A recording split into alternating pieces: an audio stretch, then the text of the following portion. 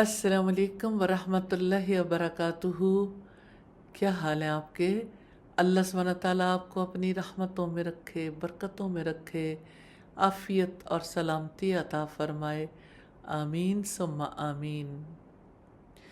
نحمدہ و نصلی علی رسولہ الکریم، اما بعد فاعوذ باللہ من الشیطان الرجیم، بسم اللہ الرحمن الرحیم۔ رب اشرح لی صدری ویسر لی امری واحلل عقدۃ من لسانی یفقہ قولی۔ لا إله إلا هو الرحمن الرحيم الملك القدوس السلام المؤمن المهيمن العزيز الجبار الرحمن الرحيم الملك القدوس السلام المؤمن المهيمن العزيز الجبار المتكبر الخالق الباري المصور الغفار القهار الوهاب الرزاق الفتاح العليم القابض البصير الخافض سبحان الله والحمد لله ولا إله إلا الله۔ اللہ تعالیٰ کا خوبصورت نام ہے اللطیف، نرمی کرنے والا، باریک بین۔ میں اللہ تعالیٰ کے نام اللطیف کے حوالے سے ایک واقعہ آپ کے سامنے رکھنا چاہتی ہوں۔ تذکرہ ہے اللہ تعالیٰ کے ایک ایسے بندے کا جنہیں زندگی میں طرح طرح کے حالات سے گزرنا پڑا۔ والد سے جدا کر کے کنویں میں ڈال دیے گئے، غلام بنا کر بیچ دیے گئے، کئی سالوں کے لیے جیل میں ڈال دیے گئے۔ کس طرح اللہ تعالیٰ نے بیرونی عوامل پیدا کر دیے جن کی وجہ سے سیدنا یوسف علیہ السلام کے اندر بڑی نمایاں خصوصیات پیدا ہو گئیں۔ دراصل وہ حالات و واقعات ایسے تھے جو سیدنا یوسف علیہ السلام اور ان کے والد کے لیے ناپسندیدہ تھے، لیکن اللہ تعالیٰ نے ان کو انجام کے اعتبار سے بہت پسندیدہ بنا دیا اور اس کے بڑے بڑے فوائد حاصل ہوئے۔ سیدنا یوسف علیہ السلام کو بھائیوں نے کنویں میں ڈالا، نہ حضرت یعقوب جانتے تھے، نہ ان کے بیٹے ہی جانتے تھے، نہ سیدنا یوسف علیہ السلام جانتے تھے کہ اللہ تعالیٰ نے باریک بینی سے کیا تدبیر کی ہے۔ وہ جانتے نہ تھے کہ اس کی وجہ سے سیدنا یوسف علیہ السلام مصر پہنچ جائیں گے۔ جن لوگوں نے جیل میں ڈالا وہ جانتے نہیں تھے کہ جیل سے سیدنا یوسف علیہ السلام مصر کے اقتدار تک پہنچ جائیں گے۔ یقیناً یہ اللہ تعالیٰ کا لطف و کرم تھا۔ اسی کا اعتراف کرتے ہوئے سیدنا یوسف علیہ السلام نے فرمایا تھا، ان ربی لطیف لما یشاء انہ هو العلیم الحکیم۔ یقیناً میرا رب جو چاہتا ہے اس کی باریک تدبیر کرنے والا ہے، یقیناً وہ سب کچھ جاننے والا، کمال حکمت والا ہے۔ یقیناً اللطیف وہ ہے جس نے یوسف علیہ السلام کو قید خانے سے نکلوایا، ان کے گھر والوں کو صحرا سے ان کے پاس پہنچایا اور شیطان کے وسوسوں کو دلوں سے دور کیا۔ یقیناً اللہ تعالیٰ لطیف ہے جو بادشاہ اور امراء کو دنیا کا بڑا حصہ اور کامیابیاں عطا کرتا ہے۔ اللطیف وہ ہے جو صالح اور نیک لوگوں کو اپنی معیت عطا کرتا ہے۔ اللطیف وہ ہے جو انبیاء، اولیاء، علماء کو معرفت عطا کرتا ہے، شعور اور آگہی عطا کرتا ہے۔ اللطیف وہ ہے جو اہل شعور کو بصیرت عطا کرتا ہے۔ اللطیف وہ ہے جس کے لطف نے مادی چیزوں کی صورتوں کو حسین بنایا، جس نے رنگ بخشے، جس نے مناسبت عطا کی۔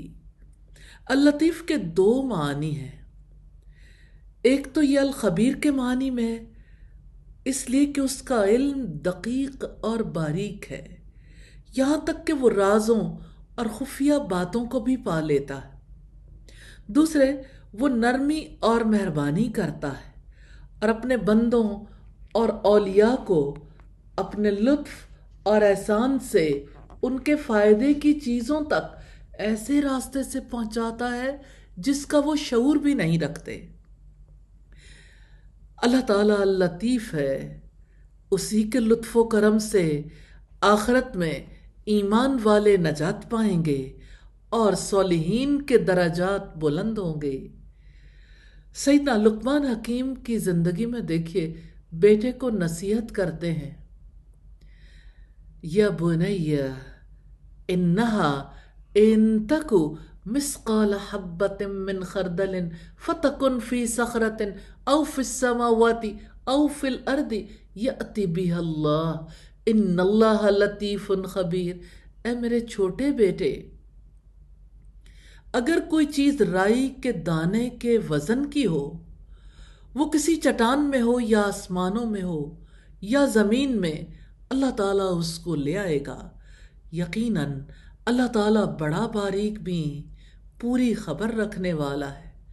ایک لمحے کے لیے سوچ کر دیکھیں، اگر رائی کا دانہ زمین میں گم ہو جائے تو نہیں ملتا، اگر یہ آسمانوں میں سورج اور چاند کے درمیان یا وسعتوں والے خلا یا گیلیکسیز میں یا آسمانوں میں چلا جائے یا زمین کی تہوں میں چھپ جائے یا کسی چٹان کے نیچے کہیں بھی کھو جائے، اس ذرے کو کہاں قرار مل سکتا ہے؟ یأتی بہ اللہ، اللہ تعالیٰ اس کو لے آئے گا۔ اللہ تعالیٰ ہمارے دلوں کے حال سمیت ہمیں بھی لے آئے گا۔ اللہ تعالیٰ اس لیے شعور دلاتے ہیں کہ وہ باریک بھی ہے، ہر چیز سے پوری طرح باخبر ہے۔ سوال ہے، اس اللطیف کا الا یعلم من خلق، کیا اسے علم نہیں ہوگا جس نے سب کچھ پیدا کیا؟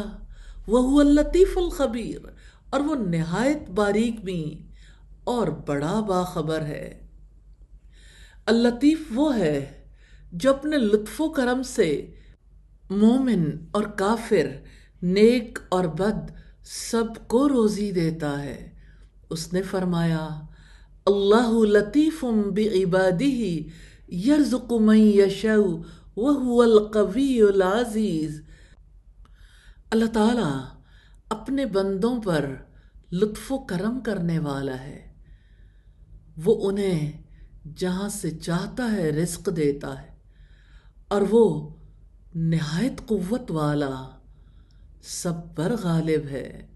اللطیف وہ ہے جو قیامت کے دن ہر اچھے برے عمل کو ظاہر کر دے گا، حساب لے گا، اس کے مطابق جزا یا سزا دے گا۔ یہ اللہ تعالیٰ کا اپنے بندوں پر لطف و کرم ہے کہ وہ انہیں جاہلیت، ظلم اور بدعات اور نافرمانیوں کے اندھیروں سے علم اور ایمان کی روشنی کی طرف لاتا ہے۔ یہ اس کا کرم ہے، اس کا لطف و کرم ہے کہ وہ ان کے لیے فرما برداری کے راستے آسان کرتا ہے۔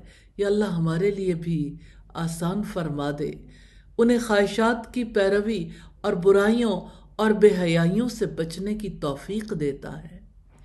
یہ اللطیف کا اپنے بندوں پر لطف و کرم ہے کہ وہ انہیں ان کی مراد کے مطابق نہیں بلکہ ان کی مصلحت کے مطابق رزق دیتا ہے، کیونکہ ہو سکتا ہے کہ وہ کوئی ایسی چیز پانا چاہتے ہوں جو ان کے لیے نقصان دہ ہو، اس لیے وہ ان پر لطف و احسان کرتے ہوئے انہیں اس سے بچا لیتا ہے، چاہے وہ اسے ناپسند کریں۔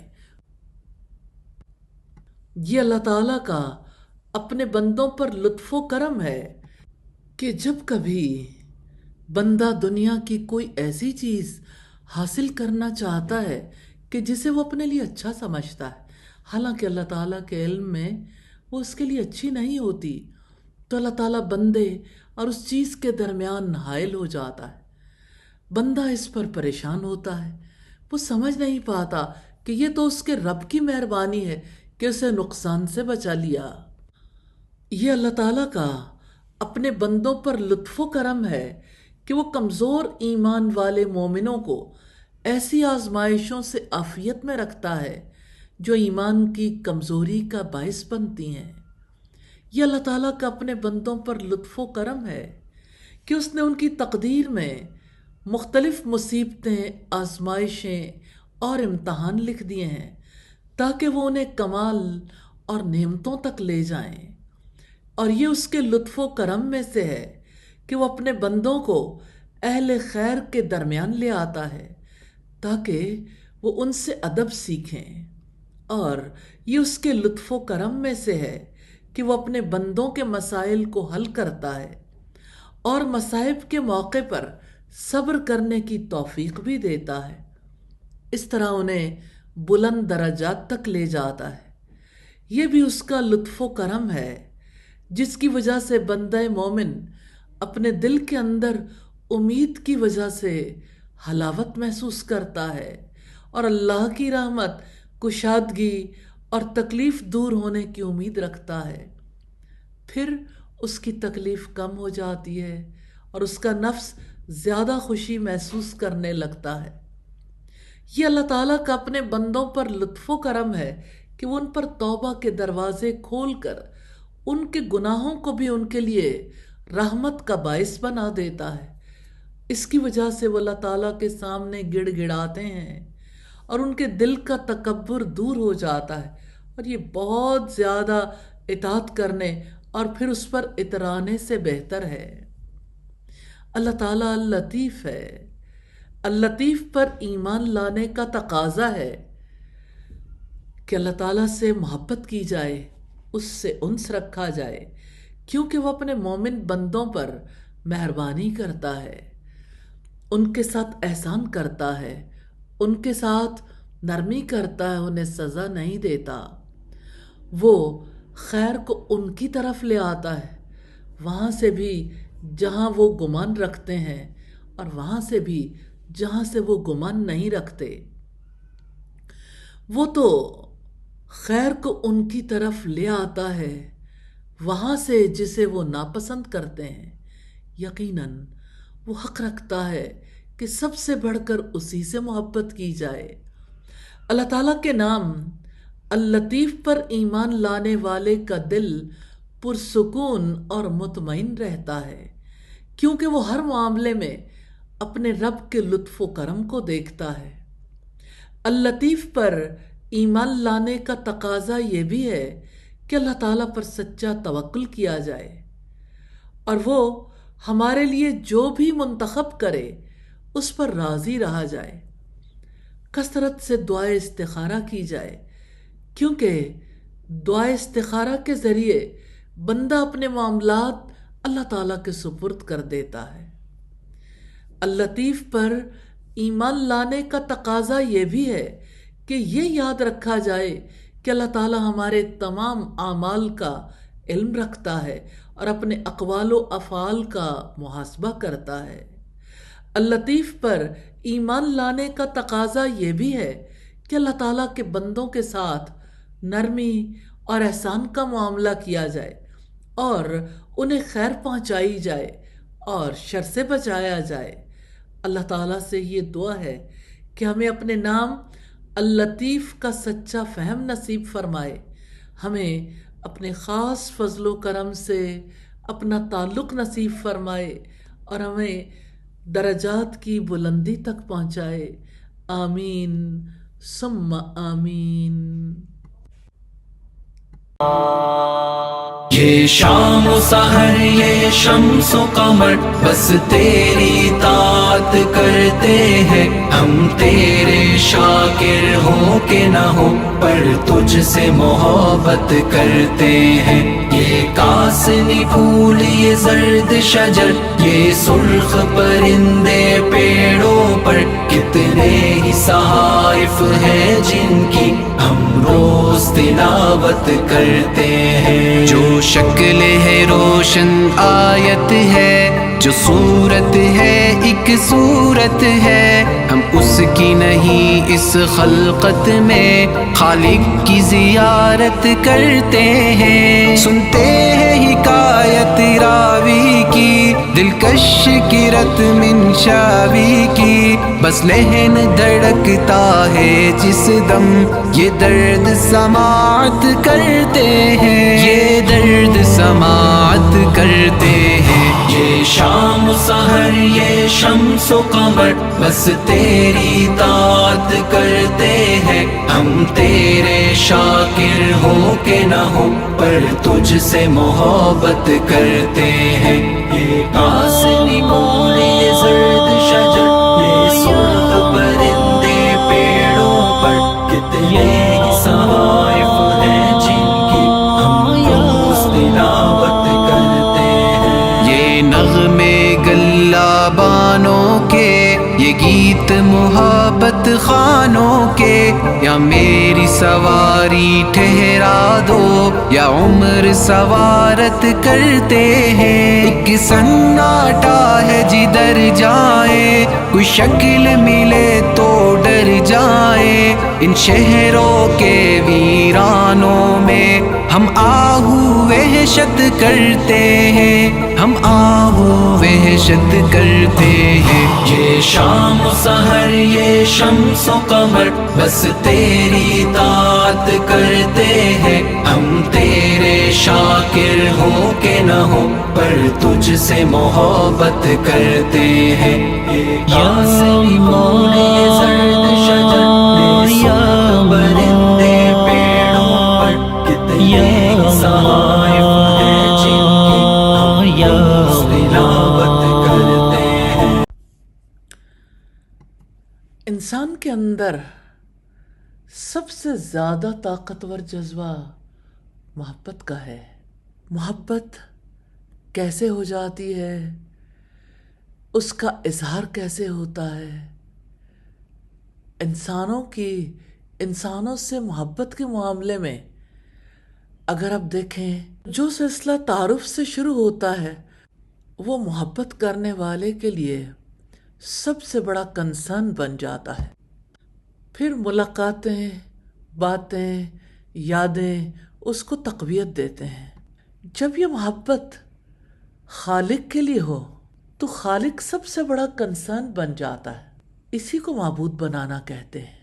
شیخ عبد القادر جیلانی نے کہا تھا، جس سے تو محبت کرے وہ تیرا معبود، جس پر تو توکل کرے وہ تیرا معبود، جس سے تو امید باندھے وہ تیرا معبود۔ جس سے انسان سب سے زیادہ محبت کرے وہی اس کے لیے معبود ہے، چاہے اس کے لیے محبت کے الفاظ بولے یا نہ بولے۔ حقیقت یہ ہے، جس شخص کے اندر اللہ تعالیٰ کے لیے محبت پیدا ہو جائے، اس کے اندر سے یہ محبت مختلف طرح سے ظاہر ہونا شروع ہو جاتی ہے۔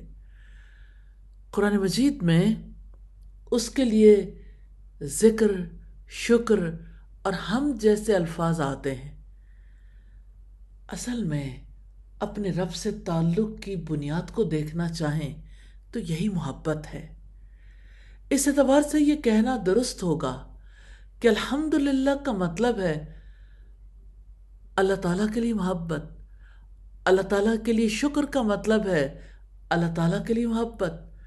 اللہ تعالیٰ کے لیے ذکر کثیر کا مطلب ہے اللہ تعالیٰ کے لیے کثیر محبت.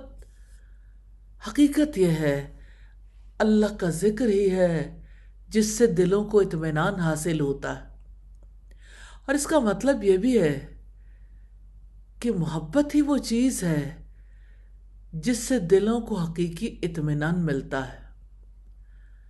سچی بات ہے صرف ایک اللہ تعالیٰ کی محبت ہی ہمارے ذہنوں ہمارے دلوں کو سکون دے سکتی ہے. سوال یہ پیدا ہوتا ہے اس محبت کا آغاز کہاں سے ہوتا ہے؟ اس کا آغاز ڈسکوری سے ہوتا ہے، یعنی اللہ تعالیٰ کی دریافت. اس دریافت کو قرآن حکیم میں معرفت کہا گیا، اور حقیقی معرفت وہ ہے جو انسان کے پورے وجود میں شامل ہو جائے. جب ایک انسان کو اللہ تعالیٰ کی سچی پہچان ملتی ہے تو اس کے لہو میں اللہ تعالیٰ کی محبت دوڑتی ہے. یہ محبت انسان کے اندر کبھی لہو بن جاتی ہے، کبھی لہو بن کے دوڑتی ہے، کبھی شکر، کبھی ذکر، کبھی اسی کی یادیں، اسی کا تذکرہ. یہی محبت ہے. یا ارحم الراحمین، ہمیں کثیر ذکر کرنے والا، کثیر شکر ادا کرنے والا، کثیر حمد بیان کرنے والا بنا لیجئے. کتنی خوبصورت دعا ہے جو سیدنا معاذ بن جبل کو نبی صلی اللہ علیہ وسلم نے سکھائی کہ اے معاذ، میں تم سے محبت کرتا ہوں. کسی فرض نماز کے بعد یہ دعا کرنی نہ بھولنا، اللہم اعنی علی ذکرک و شکرک و حسن عبادتک. یا اللہ، میں تیرے ذکر پر، تیرے شکر پر، تیری اچھی عبادت پر تجھی سے مدد مانگتا ہوں. اللہ تعالیٰ کی توفیق کے بغیر نہ شکر ادا ہو سکتا ہے، نہ ذکر کیا جا سکتا ہے. ہم اسی سے مدد مانگتے ہیں اور اسی کی عبادت کرتے ہیں. یا اللہ توفیق دے. آمین ثم آمین. الہی تیری چوکھٹ پر بھکاری بن کے آیا ہوں، سراپا فقر ہوں، عجز و ندامت ساتھ لایا ہوں.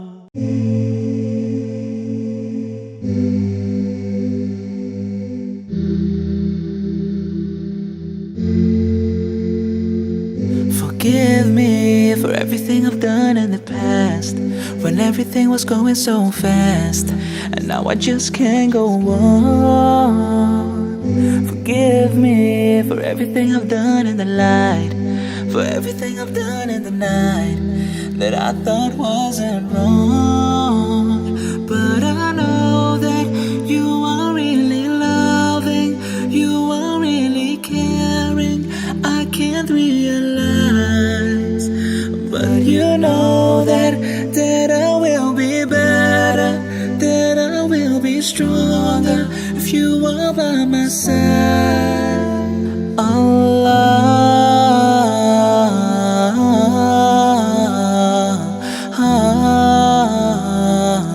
you, Allah,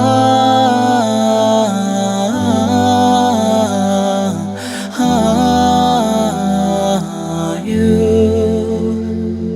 Forgive me for everything that's wrong in my life, and everything that wasn't right, going through life like a fool. Forgive me before the day comes when I die. I opened up my eyes, now I'm trying to fight, 'cause I've walked away, came back for you, don't take me away. I'll run to you, and I will never let you go. You're the one that makes me smile, and you know, Allah,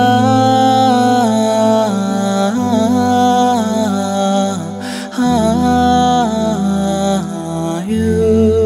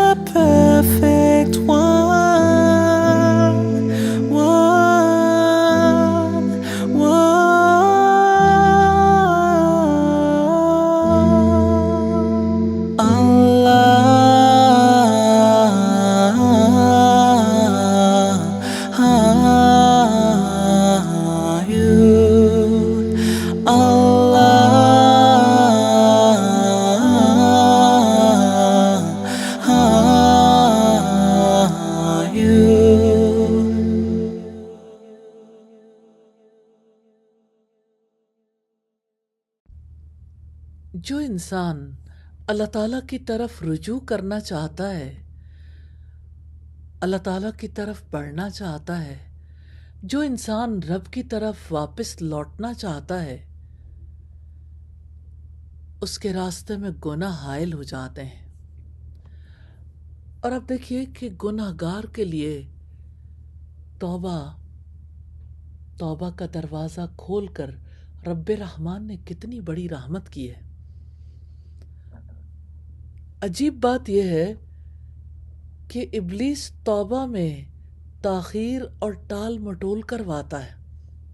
وہ گناہ گار کے دل میں وسوسہ ڈالتا ہے کہ ابھی توبہ کیوں کرنی ہے، ابھی تو بہت وقت پڑا ہے، اگر اسی وقت توبہ کر لی پھر گناہ ہو گئے، دوبارہ اس کی توبہ قبول نہیں ہوگی اور وہ جہنمی ہو جائے گا۔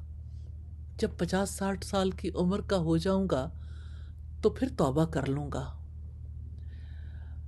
لیکن ابھی تو بہت زندگی پڑی ہے، لہٰذا اپنے آپ کو آزاد رکھنا چاہیے، ابھی تو مشقت میں نہیں ڈالنا چاہیے، ابھی تو اطاعت کے اتنے کام کرنے مشکل ہو جائیں گے۔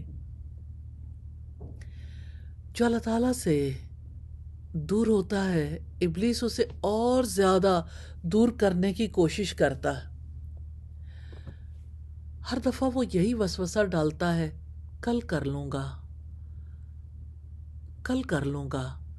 ایسے شخص کی مثال ایک ایسے مسافر کی ہے جو زیادہ راہ تیار نہیں کر پاتا اور یہ سوچتا ہے کہ کل تیاری کر لوں گا، کل تیاری کر لوں گا۔ جو شخص توبہ نہیں کرتا وہ بھی اسی طرح ٹال مٹول کرتا ہے حتیٰ کہ موت آ جاتی ہے۔ پھر انسان اپنے رب سے کہتا ہے مجھے دنیا کی طرف واپس کر دے تاکہ میں چھوڑے ہوئے نیک عمل کر لوں۔ پھر توبہ ہو نہیں پاتی۔ موت کی مدہوشیاں چھا جانے سے پہلے توبہ کر لینی چاہیے۔ شیطان تو اس وقت بھی حملہ آور ہو جاتا ہے کہ ابھی کون سی جلدی ہے، ابھی تو عمر پڑی ہے، ابھی تو آپ کے پاس وقت ہے، تاخیر کے چکر میں نہ پڑیے، دنیا تو دلدل ہے، دلدل میں دھنس گئے تو توبہ کا منصوبہ دھرے کا دھرا رہ جائے گا، رب کی طرف نہیں لوٹیں گے تو آنے والی زندگی کے بارے میں سارے خواب دھرے کے دھرے رہ جائیں گے۔ یا اللہ ہمیں تاخیر سے، ٹال مٹول سے، عذر سے بچا لیجئے، الہی ہمیں توبہ گزاروں میں شامل فرما لیجئے، آمین ثم آمین۔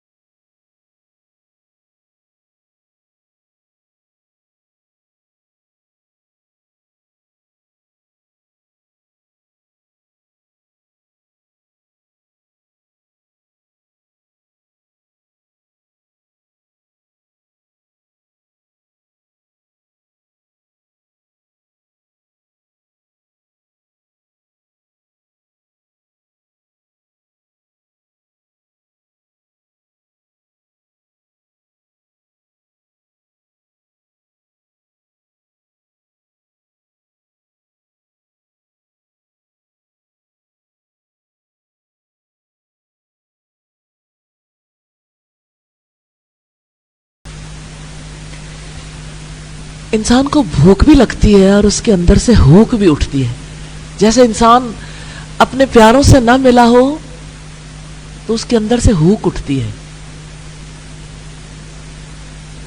ایسے ہی آپ کے اندر سے ہوک اٹھے گی اور آپ نماز کے لیے بھاگو گے۔ ابھی آپ نماز کے لیے جاتے ہیں لیکن جانے والوں کو آپ دیکھتے ہیں کتنے بوجھل قدموں سے بھی جاتے ہیں، کچھ لوگ تیز قدموں سے بھی جاتے ہیں، کچھ لوگ سوچ سمجھ کر بھی جاتے ہیں، کچھ لوگ محبت سے جاتے ہیں، وہ بہت کم ہے۔ تو پھر آپ محبت سے جانے لگیں گے، آپ کا دل نہیں چاہتا کہ آپ محبت سے نماز کی طرف لپکیں، محبت کے ساتھ نماز ادا کریں؟ یقیناً آپ کا دل چاہتا ہے. کتنے لوگ ہیں جن کا دل چاہتا ہے کہ ہمیں ایسا کوئی طریقہ پتہ چل جائے، ہم جس کو آزما لیں کہ ہم محبت کے ساتھ نماز ادا کریں. پھر آپ ایمان کا راستہ ضرور سن لیں. اس کے لیکچرز آپ کو anurpk.com پہ مل جائیں گے، آڈیوز. اس کا ریٹن میٹیریل آپ کو بک سے بھی مل سکتا ہے. میں ابھی کوشش کر رہی ہوں کہ چھوٹے پامفلٹس آپ میں سے کسی نہ کسی کے پاس ضرور پہنچ جائیں. تو آپ ایک دوسرے سے شیئر بھی کر سکتے ہیں نا. ایک پڑھ لیا، دوسرے کو دے دیا، دوسرے نے آپ کو دے دیا، اور اس طرح سے آپ اس سے بھی فائدہ اٹھا سکتے ہیں. لیکن یہ ان پامفلٹ سے تھوڑا ڈیفرنٹ ہے، تھوڑی سی، کیونکہ اس میں زیادہ کلیئرٹی ہے. پریزنٹیشن کی بھی بات ہوتی ہے، کچھ اضافے بھی ہیں. فائدہ ہو جاتا ہے جب انسان بک پڑھتا ہے تو بکس کو اسٹڈی بھی کریں. آپ لائبریری میں جا سکتے ہیں. آپ ایسا ہو سکتا ہے کوئی بھی ٹائم آپ نکالیں تو ہم اکٹھے بھی لائبریری میں بیٹھ سکتے ہیں. ہم اکٹھے بیٹھیں اور ہم اس میں سے تلاش کریں. آپ میرے پاس لے کے آؤ، میں آپ کو بتاؤں اچھا یہ ضرور پڑھ لو، یہ ضرور دیکھو، اچھا یہاں سے دیکھو، آپ کے سوال کا جواب ہے نا. ہماری لائبریری کتنی پیاری ہے اور کتنے سکون کی جگہ ہے.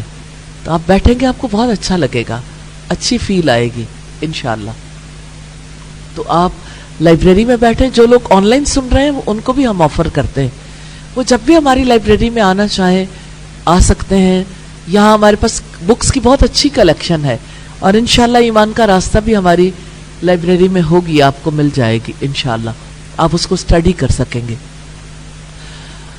تو کتنے ہی لوگ ہیں جن کے پاس سکل ہوتی ہے، وہ کوئی چیز سنتے ہیں، انہیں اچھی لگتی ہے، پڑھتے ہیں، اچھی لگتی ہے. کتنے ہی لوگ ہیں اس کا کٹ نکالتے ہیں اور کسی کو بھجوا دیتے ہیں کہ آپ اتنا لمبا نہیں سن سکتے، چھوٹا سن لو. کبھی کبھی میرا دل چاہتا ہے کہ اگر یہ 1 منٹ میں ہوتی کتاب، آڈیو بک، 1 منٹ 2 منٹ میں، سب لوگوں کے لیے کتنا آسان ہو جاتا سننا. لیکن نیچرلی سارے کام سب مل کے ایمان کے راستے پہ چلیں گے نا تو سب کو اچھا لگے گا. ایسا بھی ہو سکتا ہے کہ آپ 1 منٹ یا 2 منٹ کی بات اپنے لیے تو سنیں گے، سب سے اچھی بات جو آپ کو لگے اس کو کاٹ لیں اور کسی کو بھیج دیں. آپ ساری چیزیں یوٹیوب پہ، فیس بکس پہ دیکھتے ہیں. آپ ان چیزوں سے ناشنا نہیں ہیں، آپ ان چیزوں سے واقف ہیں الحمدللہ. تو آپ ایسا کوئی کام کر لیں، کرنے کی کوشش کر لیں تو کس قدر فائدہ ہو جائے گا. آپ کی پوری کلاس کی ایک ایکٹیویٹی ہو جائے گی. اور آپ دیکھیں کتنی تیزی کے ساتھ انسان گزر جاتا ہے. اگر گروپ ایکٹیویٹی ہو، ایک گروپ ایک چیز کو لے لے، دوسرا گروپ دوسری چیز کو، پھر سب شیئر کر لیں کہ آپ اکٹھے نہیں بھی پڑھ سکتے ہو، سب وہ چیزیں پڑھنے سننے کے قابل ہو جاتے ہیں. تو میری طرف سے آفر ہے، آپ اگر کرنا چاہیں، جو لوگ بھی انٹرسٹ رکھتے ہوں کہ ایمان کے راستے پہ خود چلنے کے لیے اور دوسروں کو چلانے کے لیے کچھ بھی کرنا چاہیں تو انشاءاللہ تعالی اللہ تعالیٰ کی رحمت سے کر سکیں گے انشاءاللہ. تو یہ بات میں نے اس لیے آپ کے سامنے رکھی ہے تاکہ آپ لرننگ بائی ڈوئنگ سے بھی انجوائے کر سکیں.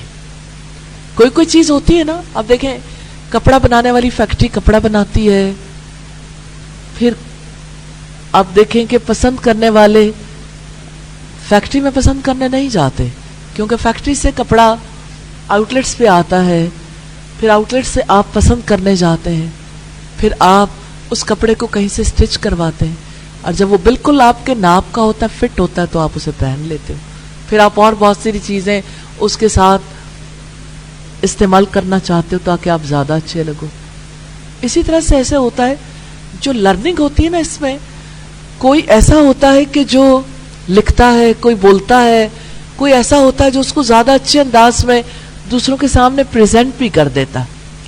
کیوں نہ ہم کوئی کمپٹیشن کر لیں جس میں ہم آپ کو اچھا پرائز بھی دیں. 1 ویک ہو گیا تو مجھے لگتا ہے کہ کوئی ایسا کمپٹیشن بھی کیا جا سکتا ہے. میں یہ کمپٹیشن تو ضرور کرنا چاہتی ہوں، لیکن اس کے لیے میں بھی چانس دینا چاہتی ہوں کہ آپ نماز اچھی ادا کرنا سیکھیں. نیچرلی اس کے لیے آپ نماز کی ادائیگی کو بھی سیکھیں گے، آپ اس کے لیے اپنے ایکشنز کو بھی درست کریں گے، آپ اس کے لیے اپنے دل اور اپنی سوچ کو بھی درست کریں گے انشاءاللہ. اور آپ اس کے لیے انشاءاللہ تعالی اپنے رسول کی بات کے مطابق ویژولائز کرنے کی کوشش بھی کریں گے، امیجن کرنے کی بھی. کأنک تراہ، کأنک تراہ کا مطلب کیا ہے؟ گویا کہ آپ اسے دیکھتے ہو. فإنہ یراک، اگر آپ اسے نہیں دیکھتے وہ تو آپ کو دیکھتا ہے. تو آپ سوچیں کتنا اچھا موقع ہے، اس سمر میں آپ اپنے رب کے کتنے قریب ہو جائیں گے انشاءاللہ تعالی، انشاءاللہ. تو میں چاہتی ہوں کہ اس وقت پہ کچھ چیزیں آپ کو ضرور پہنچا دوں. اللہ تعالیٰ کو اپنا سب کچھ بنا لیں. جو کمپٹیشن میں حصہ لینا چاہے گا اس کے لیے، جو گروپ، کوئی جو یہ سب کے لیے کمپلسری نہیں ہے، صرف وہ لوگ جو حصہ لینا چاہیں کسی کمپٹیشن میں، جی آ جائیے. جس کے لیے میں اناؤنس کروں گی نا جس ٹاپک کو، اس ٹاپک کے مطابق آئیے. اللہ تعالیٰ کو اپنا سب کچھ بنا لیں. کون لوگ ہوں گے اس میں؟ جی آئیں، جو کچھ کر سکیں. کچھ لوگ ایسے ہوتے ہیں جو ہر جگہ اپنی حاضری دیتے ہیں اور کرتے کچھ بھی نہیں، جنہیں کچھ کرنا بھی آتا ہو نا، تو آپ ضرور آئیے. آئیے پلیز. کیا لینا چاہیں گے بیٹا؟ تیرا دھیان رکھنا ہے. اللہ تعالیٰ کو اپنا سب کچھ بنا لیں. کیا چیز چاہو گے؟ سب کچھ بنانا ہے. دیکھتے ہیں آپ، حرص اتنی ہے انسان کے اندر. الحمدللہ، بارک اللہ. کون سی چیز لینا چاہیں گے؟ اللہ تعالیٰ کو اپنا سب کچھ بنا لیں. جی آئیے، آ جائیں آپ، تیزی سے آ جائیے. جی تیرا دھیان رکھنا ہے. جی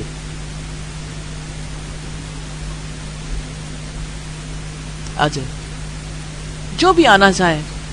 لیکن آپ یہ دیکھیے گا کہ اس کی ایک رسپانسبلٹی ضرور ہوگی کہ آپ نے یہ باتیں دوسروں تک پہنچانی ہیں انشاءاللہ. اتنے لوگوں کی گواہی ہے، ریلی میرا دل خوشی سے بھر گیا ہے کہ آپ اللہ تعالیٰ کو اپنا سب کچھ بنانا چاہتے ہیں. الحمدللہ. میں اس کو یہاں رکھ دیتی ہوں. That is up to you. ہم اپنی بات چیت بھی جاری رکھتے ہیں، ان میں سے جو آپ لینا چاہیں. تو ہم بات کر رہے تھے نماز کے حوالے سے. بات نماز کی ہو، بات روزے کی ہو، بات حج کی ہو، بات اس رب کی یاد کی ہے. اللہ تعالیٰ کو یاد رکھنا عبادت کی وجہ سے کس قدر ممکن ہو جاتا ہے. اللہ تعالیٰ ہم سب کو توفیق عطا کرے. اچھا، آپ کبھی سوچتے ہو کہ ہمیں کیا ہے کہ ہم چاہتے ہیں کہ سب کا تعلق اللہ تعالیٰ سے بن جائے. آپ ایسی باتیں پوچھ بھی سکتے ہو، ہم سے شیئر بھی کر سکتے ہو. اللہ تعالیٰ آپ کو بہت برکت والی زندگی دے اور آپ اللہ تعالیٰ کو واقعی اپنا سب کچھ بنا لیں، اس کا دھیان رکھنے کے قابل ہو جائیں. تو ہم دیکھ رہے تھے کہ نماز اللہ تعالیٰ کی یاد کے لیے ہے. جب ہم نماز پڑھتے ہیں تو ہم اللہ تعالیٰ کی حمد بیان کرتے ہیں، اس کی تسبیح کرتے ہیں، ہم اس سے دعا کرتے ہیں، ہم اللہ تعالیٰ کے سامنے جھکتے ہیں، ہم اس سے مدد مانگتے ہیں. کیا ہمیں زندگی میں مدد کی ضرورت نہیں ہے؟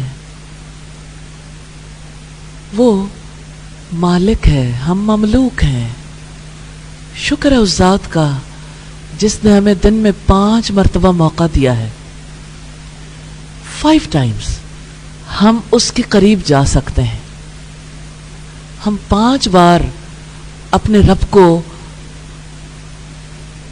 یاد بھی کر سکتے ہیں، اس سے ملاقات کر سکتے ہیں، اور ہمارے دل کو یقین ہوتا ہے کہ جب ہم اس سے مانگتے ہیں، کچھ کہتے ہیں، تو وہ ہماری سنتا ہے اور وہ دعاؤں کو پورا کرنے والا ہے. تو نماز جو ہے اللہ کی یاد کا نام ہے. اللہ کی یاد کی وجہ سے جو کیفیت ہمارے اندر پیدا ہوتی اسی کو خشوع کہتے ہیں. آپ نے سنا ہوگا نماز میں خشوع. تو نماز میں جو خشوع ہے، نماز کی جو کیفیت، جو پیک پہ کوالٹی والی کیفیت ہے، اسے خشوع کہتے ہیں. نماز ادا کرنے کے لیے جب ہم رب کے پاس پہنچتے ہیں، وضو کر کے پہنچتے ہیں، پاک ہو کر. جب دنیا سے کوئی چلا جاتا ہے پاک ہو کر، تو اللہ تعالیٰ اسے کہاں داخل کر دیتے ہیں؟ جنت میں. الحمدللہ. یاد رکھیے گا، ابھی ہم آپ کے سامنے ایک ڈیمونسٹریشن دینا چاہتے ہیں. آپ لوگوں میں سے سب سے اچھا وضو کس کا ہے؟ کہاں سے سیکھا ہے؟ کیسے پتا چلے؟ آپ کو کسی نے دیکھا کہ آپ کا وضو بالکل رسول اللہ کے وضو جیسا ہے؟ کہاں سے سیکھا آپ نے؟ جی جی حدیث سے سیکھا ہے. الحمدللہ. کون سی حدیث سے؟ اچھا، یہ میں نے اس لیے یہ بات کہی ہے کہ آپ کو یاد ہو جائے کہ کون سی حدیث ہم دیکھیں گے تو ہمیں پتہ چل جائے گا، کیونکہ میں چاہتی ہوں آپ کو پیچھے سورس کا بھی پتہ چلے.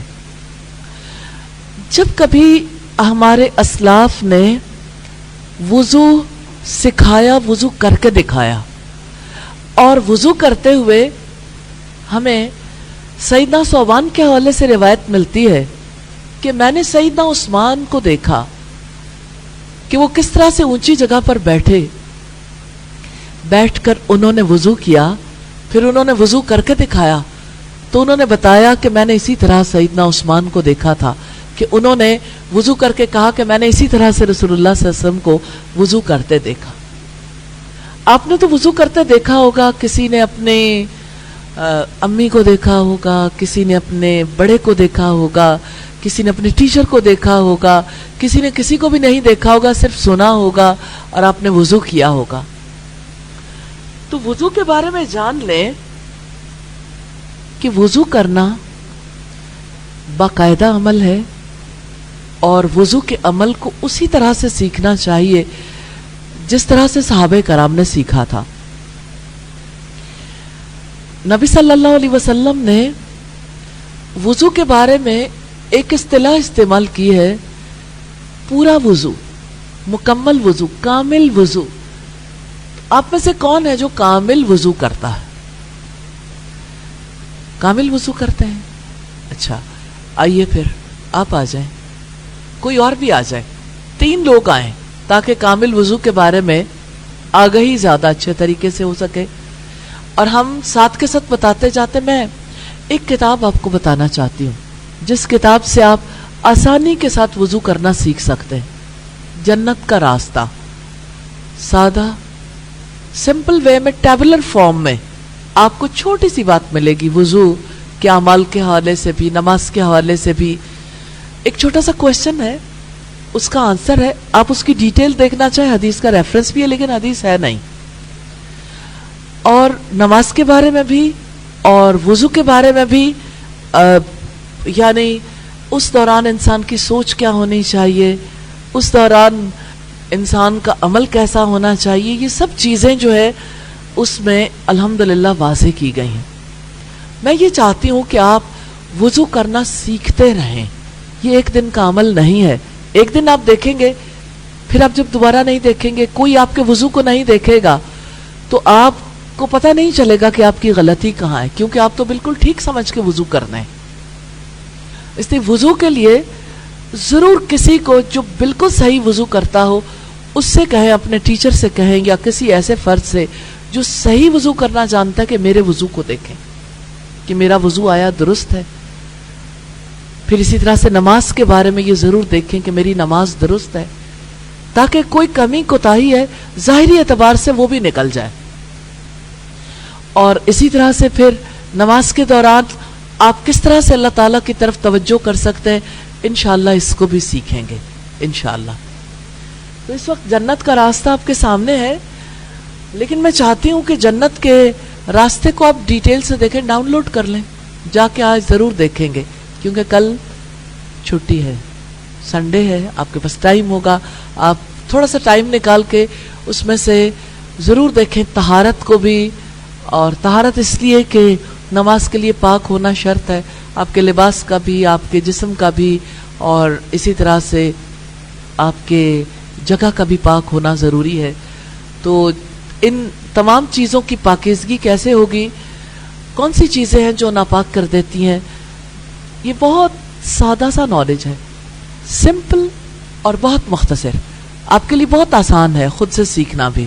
آپ اس کی آڈیوز بھی سننا چاہیں گے تو آڈیوز بھی ہماری ویب سائٹ پہ موجود ہیں، لیکن میرا جی چاہتا ہے آڈیو آپ کی ہو جائے، آپ خود بول کے اسے سیکھ لیں. بہت سے آپ کے ارد گرد بھی ہوں گے جو سیکھیں گے تو انشاءاللہ انہیں بھی بہت اچھا لگے گا.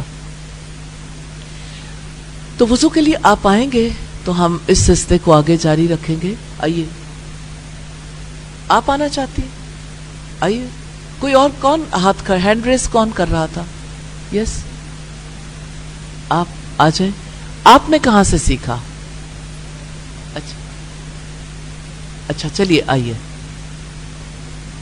جی آئیں. کوئی وضو کروائے گا اور کوئی وضو کرے گا. یس، آ جائیں. کبھی کبھی آپ دیکھتے ہیں کہ جب ہم ساری زندگی ایک کام کرتے ہیں اور دن میں 5 بار کرتے ہیں، لیکن جب ہم کہتے ہیں کہ آپ بالکل ٹھیک وضو کرتے ہیں، بالکل ٹھیک نماز پڑھتے ہیں، تو آپ جھجک جاتے ہیں، پتہ نہیں. تو اگر آپ جھجکتے ہیں تو اس کا مطلب یہ ہے کوئی کمی ہو سکتی ہے. جی کوئی اور ڈالے گا. پہلے ایک کر لے. سب سے پہلا عمل کیا ہے وضو کے لیے؟ بسم اللہ، بسم اللہ پڑھنا. دوسرا عمل کیا ہے؟ آپ 3 بار ہاتھ دھوئیں گے. جی دھوئیں. آ جائیں تاکہ آپ کو لوگ دیکھ لیں. آئیں، آپ آ جاؤ، وائٹ اسکارف میں آ جاؤ. آپ نے صرف کرنا ہے، ٹھیک ہے؟ آپ کرتے جائیں. بسم اللہ پڑھ کے ہاتھوں کو دھوئیں گے پورے کلائیوں تک، آپ دیکھ سکتے ہیں اسے. صرف آپ سکون رکھیں گے، یعنی بات چیت آپس میں کریں گے، نیچرلی سب کے لیے ڈسٹربنس ہوگی. کلی کر کے 3 بار آپ کلی جو ہے یعنی پانی جو لیں گے اسے پھینک دیں گے. ضروری نہیں ہے کہ آپ غرارے کریں، آپ کلی سمپل کر سکتے ہیں، لیکن اگر آپ کوئی غرارے کرنا چاہتا ہے تو کر سکتا ہے، زیادہ آگے تک بھی لے جا سکتا ہے، لیکن کلی کا مطلب غرارے کرنا نہیں ہے. ٹھیک ہے، یہ میں نے اس لیے واضح کر دیا کہ آپ نے غرارے کیا، اب کوئی نہیں کرنا چاہتا تو اس کو یہ مشکل نہ پیش آئے. جی اور کریں. اچھا، ایک ہے ناک میں پانی چڑھانا 3 دفعہ، اور نبی صلی اللہ علیہ وسلم 3 بار ناک کو جھاڑتے تھے. تو ناک کو جھاڑنا اس لیے کہ اچھے طریقے سے ناک کی صفائی بھی ہو جائے. اور پھر آپ یہ بھی جانتے ہیں کہ نبی صلی اللہ علیہ وسلم نے فرمایا جب بندہ سو جاتا ہے تو شیطان اس کے ناک کے بانسے پر رات بسر کرتا. اب یہ اس کی ریالٹی کیا ہے، کس طرح بسر کرتا ہے، وہ کیا عمل کرتا ہے، وہ جو کچھ بھی کرے، لیکن جس وقت ہم ناک جھاڑتے ہیں تو ہم فزیکلی بھی علائشوں سے پاک ہوتے ہیں، اور جو کچھ بھی ہمارے ناک کے ساتھ کیا گیا ہو جس کو ہم محسوس نہیں کر سکتے اس سے بھی آزاد ہو جاتے ہیں. بس اتنا آپ کا کافی ہو گیا. آپ آ جاؤ تاکہ سب جتنے لوگوں کا جی چاہ رہا ہے سب کر سکے. آپ کیا دوبارہ بتانا چاہو گے تاکہ سب کو پتہ چل جائے کہ آپ نے ہاتھ کیسے دھونے ہیں، کلی کیسے کرنی ہے؟ اب آپ بتائیں، کریں. صرف لرننگ بائی ڈوئنگ، آپ کا ڈیمانسٹریٹ کریں گے. ٹھیک ہے جی، گڈ. یہ صحیح طریقہ ہے.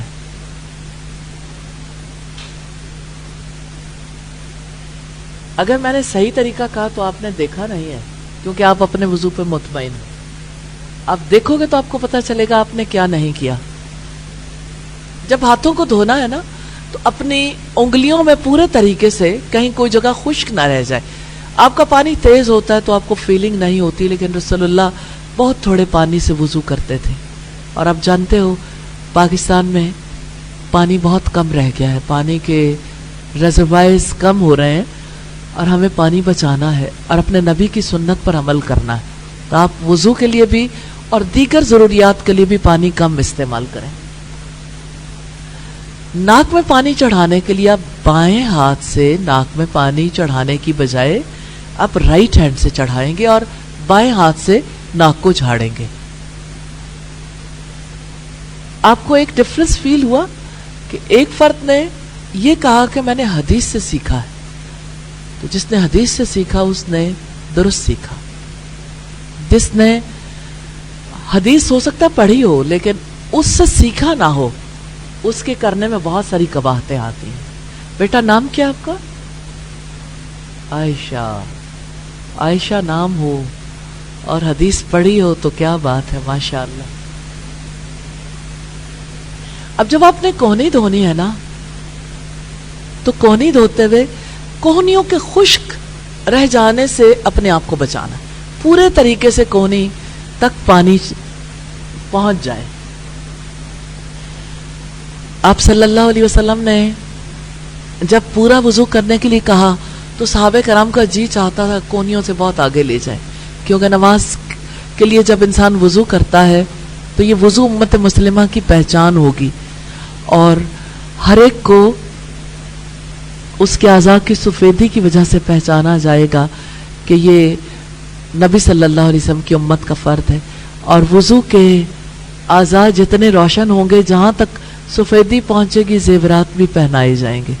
پتہ نہیں کسی کے دل میں یہ خیال کیوں آیا کہ ان زیوروں کا بوجھ ہم کیسے برداشت کریں گے۔ ایک دفعہ میں نے کسی جپسی کو دیکھا، اس نے یہاں تک جو ہے وہ اپنی چوڑیاں پہن رکھی تھی اوپر تک، تو مجھے کافی فیل ہوا کہ یہ اس کے لیے کتنا مشکل ہو رہا ہوگا، لیکن جنت میں کوئی چیز تکلیف دینے والی نہیں ہوگی۔ آپ اپنے حسن کے لیے جو چیز بھی استعمال کریں گے، ہر چیز آپ کو بھی خوش کرے گی، دوسروں کو بھی تکلیف نہیں دے گی۔ جی یس،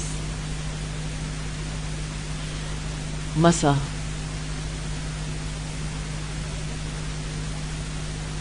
مسا دیکھنا بہت ضروری ہے۔ یس، یہ کانوں کا مسا ہے۔ جی، پاؤں آپ اسی طرح دھوئیں گے، ظاہر ہے پاؤں دھونے کے لیے ذرا تھوڑا یہاں پہ مشقت ہوگی، لیکن پاؤں دھونے کے لیے بھی آپ خشک پاؤں یہاں سے بیٹھ کے دکھا دیجئے، لوگ دیکھ لیں گے۔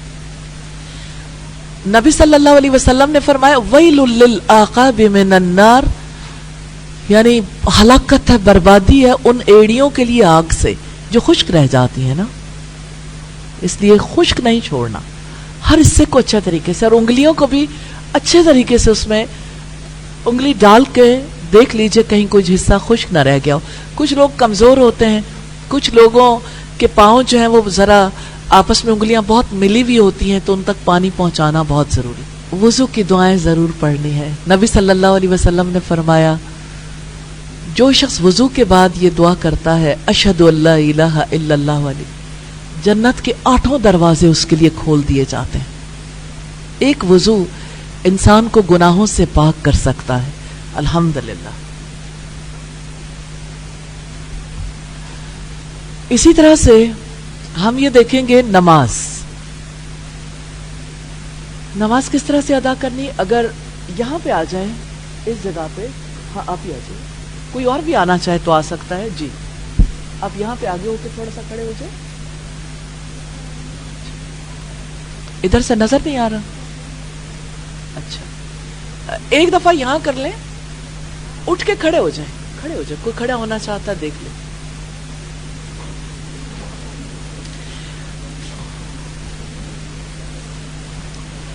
شور نہیں، شور جانتے ہیں سب سے زیادہ شور کہاں ہوگا؟ جہنم میں۔ شور جہنمیوں کی پہچان ہے، اہل جنت کی پہچان شور نہیں ہے۔ آپ اس چیز کا ضرور دھیان رکھیں گے انشاءاللہ۔ جی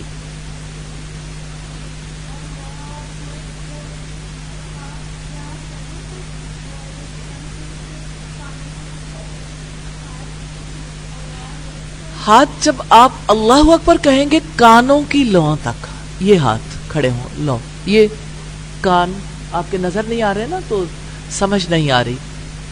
कान जरा बाहर निकाल के दिखाएं। ये, लेकिन आपने ऐसे सर से उतार के नहीं पढ़ना ने जी, ये सिर्फ दिखाने के लिए कि हाथ कहां तक जाने चाहिए जी।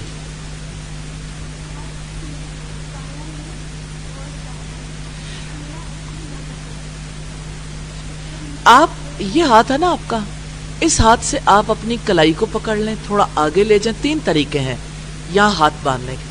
आप यहाँ भी बांध सकते हो, आप इसे आगे भी ले जा सकते। बांधे हाथ, सब लोग हाथ बांध के देखें। सीखना तो इसी तरह ही होता है जी।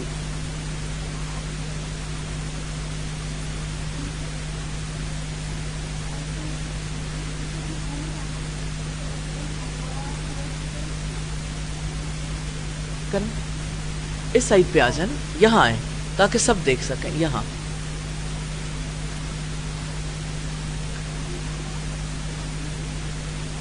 अच्छा, ये पोजीशन आपने जरूर देखनी है। कुछ लोग सर यूं कर लेते हैं, ये कमर बिल्कुल सीधी रहे सजदे की जगह पे।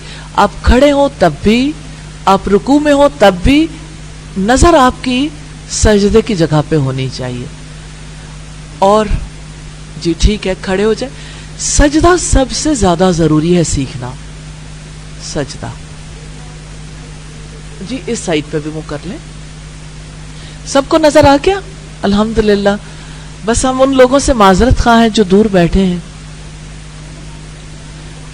मुझे उम्मीद है कि आप लोग अल्फाज से भी सीख जाएंगे इंशाल्लाह। घुटनों पे हाथ रखे हुए अपनी उंगलियों को, हाथों को दिखाइए। आप सब लोग भी रुकू में चले जाएं, अभी पता चल जाएगा किसका रुकू ठीक है। जहां खड़े हैं, जैसे खड़े हैं, जिधर भी रुख है, कोई फर्क नहीं पड़ता। शोर नहीं, शोर नहीं। यस जी। बाकी लोग देखें बेटा, आप लोग देखो, देखो जरा सब। एक दफा जाएं रुकू में, रुकू में जाएं जी। अभी कुछ लोगों का कुब निकला हुआ है। कुब समझते हैं आप? ये जो कमर बीच में से यूं हो जाती है ना, हाँ, ये यानी यूं नहीं निकालना, कमर को बीच में से यूं नहीं करना प्रॉपरली। कुछ लोग ऊपर हैं अभी, सर यूं नीचे नहीं करना, एक लेवल पे रखिए कमर और सर को, एक लेवल पे। यस ठीक है, बहुत से लोगों का ठीक है, लेकिन अभी बहुत से लोगों का रुकू दुरुस्त नहीं है। अच्छा ठीक है, ओके। देखें, अब इस वक्त पे सब लोगों के लिए मुमकिन नहीं हुआ, लेकिन अगर आप हालत रुकू में रहें तो मैं अभी कुछ लोगों से कहती हूं कि आपके रुकू ठीक करवा दें। जाइए रुकू में, आए, सीधा कर। आप हो गया ना, आप सीधा करवा दें इन्हें, ये फ्रंट से। शोर नहीं प्लीज। एक दूसरे से नहीं पूछना, पहले भी एक दूसरे से पूछ के आप लोग खराब हुए हैं, आपके रुकू खराब हैं। एक दूसरे से नहीं पूछना, हम आपको बताएंगे इंशाल्लाह। बेटा इधर आए, इधर आप इनके रुकू आके ठीक करवाएं। इधर ये 3 बच्चे, बताएं इन्हें कैसे रुकना है। आप बेटा इधर आओ, यहां आके रुकू ठीक करवाएं 3 बच्चों के। ये बच्चे आगे आगे आगे चले जाएं। ये प्रॉपरली बेंड करें इस पोजीशन में बेटा।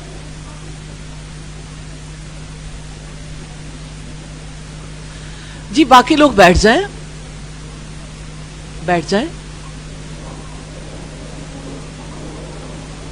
बैठ जाइए।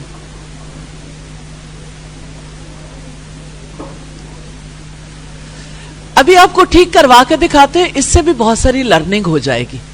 अभी ये देखें, ये 3 बच्चे हैं जो रुकू करना चाहते हैं। बेटा रुकू करें, अब करें, ऐसे करके करेंगे ना, ऐसे यूं, ये है पोजीशन,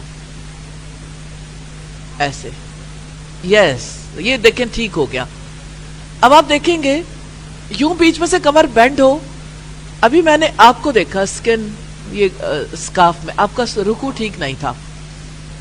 नहीं, पीछे, आगे आगे। आपने जब रुकू किया तो आपका یہ والا حصہ تھوڑا اونچا تھا, سر زیادہ نیچے تھا. اب بالکل یوں سمجھ لیں کہ کمر اور سر بالکل ایک لیول پہ آ جائے. آپ جیسے کسی بکری کو دیکھتے ہیں یا کسی بلی کو دیکھتے ہیں, دیکھیں انہوں نے کمر اور سر برابر رکھا ہوتا ہے نا, صرف سر اوپر نہیں اٹھانا, آپ نے سر کا رخ نیچے رکھنا ہے, نظروں سے نیچے دیکھنا ہے انشاءاللہ. ٹھیک ہے. اب سجدے کی باری ہے جس کو آپ نے بہت اچھے طریقے سے سیکھنا ہے, لیکن پن ڈراپ سائلنس کے ساتھ, کیونکہ اگر آپ ایک دوسرے سے سیکھیں گے غلط سیکھیں گے. آپ نے نماز اگرچہ یہاں کسی انسان سے سیکھنی ہے, لیکن یہ بات پیش نظر رکھنی ہے, سلو کما رأیتمونی اصلی, نماز اس طرح پڑھو جیسے مجھے پڑھتے دیکھتے ہو. یعنی آپ نے اپنی نماز کو رسول اللہ جیسی نماز بنانا ہے انشاءاللہ. اب آپ نے اگر آج تک نبی صلی اللہ علیہ وسلم جیسی نماز نہیں پڑھی تو اس پر اللہ تعالیٰ سے معافی مانگنی ہے. یہ نہیں کہنا کہ اچھا ایسے ہوتا ہے, ہم نے تو کبھی کیا نہیں, دیکھا نہیں, کسی نے ہمیں بتایا نہیں, فلاں بھی ایسے کرتا ہے. یہ ساری باتیں جو ہے آپ کو نبی صلی اللہ علیہ وسلم جیسی نماز ادا کرنے نہیں دیں گی. میں آپ سے یہ نہیں کہہ رہی آپ میرے جیسی نماز پڑھو یا کسی اور شخص کو فالو کرو, میں آپ سے یہ کہہ رہی ہوں آپ اپنے نبی کو فالو کریں اور آپ حدیث کو ضرور پڑھیں. حدیث ہم آپ کو یہاں دکھا بھی دیتے ہیں سامنے اسکرین پہ ابھی انشاءاللہ تعالی, بخاری کی کتاب الصلاۃ سے. اور اسی طرح آپ ابھی سجدہ کرنا سیکھیں گے. سجدہ کرنے کے بعد آپ قاعدے میں یعنی بیٹھنا سیکھیں گے کہ آپ جب ایک سجدے کے بعد بیٹھتے ہیں تو اس وقت کس طرح بیٹھنا ہے, پھر دوبارہ سجدہ کرتے ہیں اور جب اتحیات کے لیے بیٹھنا ہے تشہد میں پھر کیسے بیٹھنا ہے. کیونکہ یہ ساری پوزیشنز یہ ابھی صرف ظاہری عمل ہے. جب ظاہری عمل ہو رہا ہوگا اس کے ساتھ ساتھ میں آپ کو اندر کی سوچ بھی بتانا چاہتی ہوں, لیکن آپ کی توجہ بڑھے گی, اس لیے آپ ایک دفعہ توجہ کے ساتھ باقاعدہ سجدہ سیکھ لیں. یس بیٹا آؤ, سجدہ. اب آپ دیکھیں سب سے پہلے کیا چیز نیچے رکھنی ہے, ہاتھ, پھر فور ہیڈ کو رکھنا ہے اینڈ پہ, لیکن آپ کے بازو زمین کے ساتھ چمٹے ہوئے نہیں ہوں گے. نبی صلی اللہ علیہ وسلم نے خصوصی طور پر روکا ہے کہ آپ اپنے بازوؤں کو کتے کی طرح زمین پہ نہیں بچھائیں گے.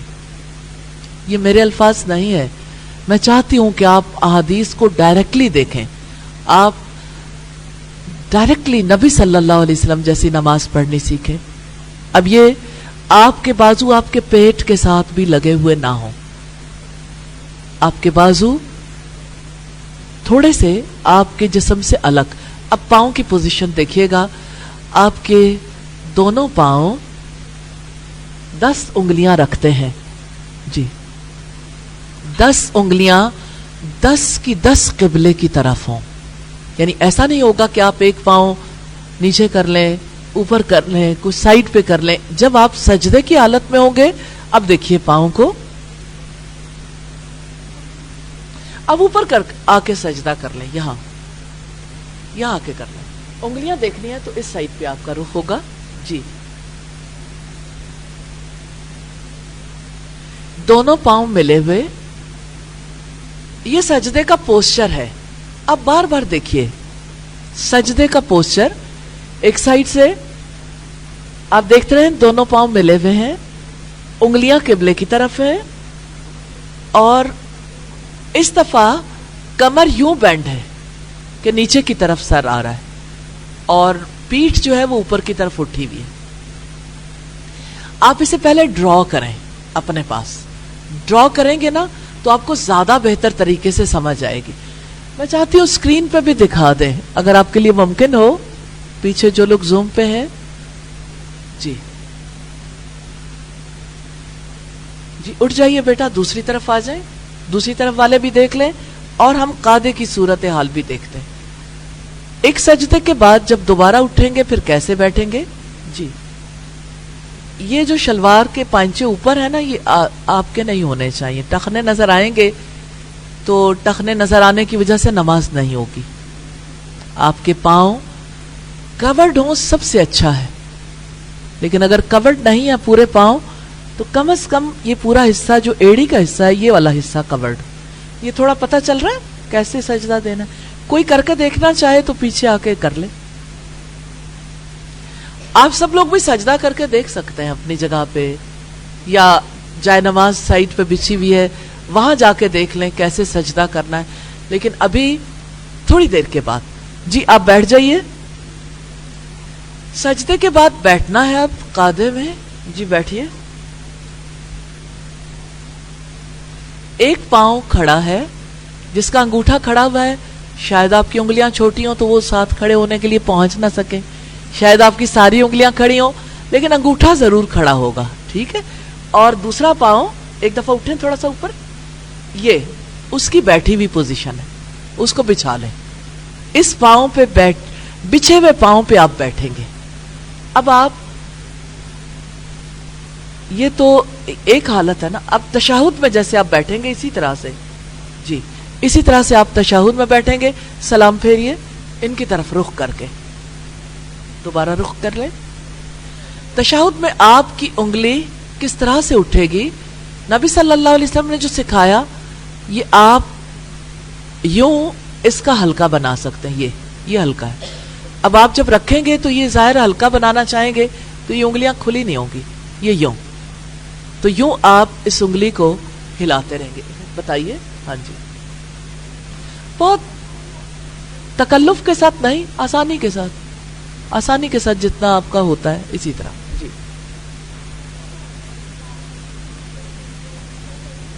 اچھا, یہ جو انگلی ہلانی ہے صرف اس وقت نہیں ہلانی جس وقت آپ نے اشہد ان لا الہ الا اللہ کہنا ہے, شروع سے لے کے آخر تک, سلام پھیرنے سے پہلے تک. نبی صلی اللہ علیہ وسلم نے فرمایا جس وقت آپ کی انگلی ہلتی ہے اتنی بار شیطان پہ کوڑا لگتا ہے. اب وہ کوڑا کیسے لگتا ہے ہم نہیں جانتے, لیکن ہمارا بیلیف ہے کہ جو اللہ کے رسول نے کہا وہ سچ ہے. الحمدللہ. تو آپ لوگوں میں سے کوئی بھی سیکھنا چاہے انشاءاللہ سعدیہ, بشرا اور باقی لوگ, عائشہ بھی, سب لوگ آپ کی ہیلپ کریں گے, آپ سیکھیں گے انشاءاللہ. کچھ چیزیں ایسی ہوتی ہیں جو سمجھنی بہت ضروری ہیں, کیونکہ جب آپ شور ہوتا ہے سب لوگ ایک چیز سیکھ رہے ہیں, جب کچھ لوگ الگ دائرہ بنا لیتے ہیں بہت مشکل ہو جاتی ہے. تو ہم نے کسی کو بھی مشکل میں مبتلا نہیں کرنا. سلام پھیرتے ہوئے آپ کا چہرہ ایگزیکٹلی رائٹ سائڈ پہ, لیکن نظر ادھر نیچے کی طرف, اور اسی طرح بائیں طرف پھیرتے ہوئے یوں اچانک یوں نہیں کر دینا جیسے کوئی کسی چیز سے انکار کر رہا ہوتا ہے. اس طرح سے اپنے چہرہ نہیں پھیرنا. آپ نماز کے لیے وضو کرتے ہیں, وضو کرنے سے بندے کے گناہ دھلتے ہیں. پانی سے جرمز تو دور ہوتے ہیں, آپ کی ظاہری گندگی دور ہوتی ہے, لیکن اللہ کی رحمت سے آپ کا وضو صرف جسمانی وضو نہیں رہے گا, روحانی وضو بن جائے گا جب آپ کی سوچ بھی ساتھ ساتھ پاک ہو رہی ہوگی, کیونکہ آپ وضو کے عمل پر غور کریں گے. انشاءاللہ یہ سلسلہ ہم مزید بھی جاری رکھیں گے آئندہ آنے والے دنوں میں بھی, کیونکہ وضو اور نماز دونوں اعمال ایسے ہیں جو محض ایک نشست کے نہیں ہیں, مسلسل عمل ہے. میں اللہ تعالیٰ سے دعا کرتی ہوں کہ اللہ تعالیٰ ہمیں اس کی توفیق عطا فرمائے. انشاءاللہ باقی سلسلہ ہم اگلی کلاس میں جاری رکھیں گے. آج کے دن آپ نے ایک کام کرنا تھا جو ابھی تک کیا نہیں. آپ نے فیتھ اور ڈٹرمنیشن کے حوالے سے بتانا تھا کہ آپ نے اس سے کیا لرن کیا. کون شیئر کرے گا؟ جس نے سیکھا ہے وہ شیئر کر لے. آپ کے پاس 3 پہلی کلاسز تھیں, آپ نے جو کچھ پہلی 3 کلاسز میں سیکھا اس کے بارے میں کوئی کچھ کہنا چاہے. جی ہمارے پاس چند سیکنڈ ہیں. زندگی ہمارے پاس ہماری زندگی ہمارے پاس جو ہے وہ اللہ تعالیٰ کی امانت ہے, اور جس طرح کہ کوئی ہمارے پاس امانت رکھواتا ہے تو ہم اس کی بہت زیادہ احتیاط کرتے ہیں کہ اس میں کوئی خیانت نہ ہو جائے. اسی طرح ہمیں اپنی زندگی کے بارے میں بھی بہت احتیاط کرنی چاہیے، اور اس کے لیے ہمیں اپنی زندگی کو کوشش کرنی چاہیے کہ پوری زندگی عبادت بنا لیں. جیسے اساتذہ نے بتایا ہمیں کہ ہمیں سپر مائنڈ اپنا بنانا ہے. سپر مائنڈ سے کیا مراد ہے کہ ہم اپنے مائنڈ کو پرابلم سولونگ کی طرف لے کر جائیں، نہ کہ شکایت کرنے کی طرف. کہ زندگی میں اگر کبھی ہمیں کوئی مسئلہ یا تکلیف یا پریشانی آتی ہے تو ہم فوراً اس کے سلیوشن کی طرف جائیں. جزاک اللہ. میں صرف یہ چاہتی ہوں آپ یہ بات شیئر کریں کہ یہ بات جو ہے نا یہ میں نے اپنے زندگی کے لیے لے لی ہے. ڈیٹیلز تو ظاہر ہے کہ بہت ساری آپ بتا سکتے ہیں، آپ رائٹ ڈاؤن کر کے بھی دے سکتے ہیں. کوئی چیز جو آپ نے لرن کی ہو. یس آئیے، کوئی بھی آ کے شیئر کرنا چاہیں. جی آئیے. السلام علیکم. آ جائیں آگے آپ لوگ بھی. استاذہ میں نے یہ ارادہ کیا کہ بگ برڈ تھنکنگ میں نے ہمیشہ رکھنی ہے. الحمدللہ. جی آئیے.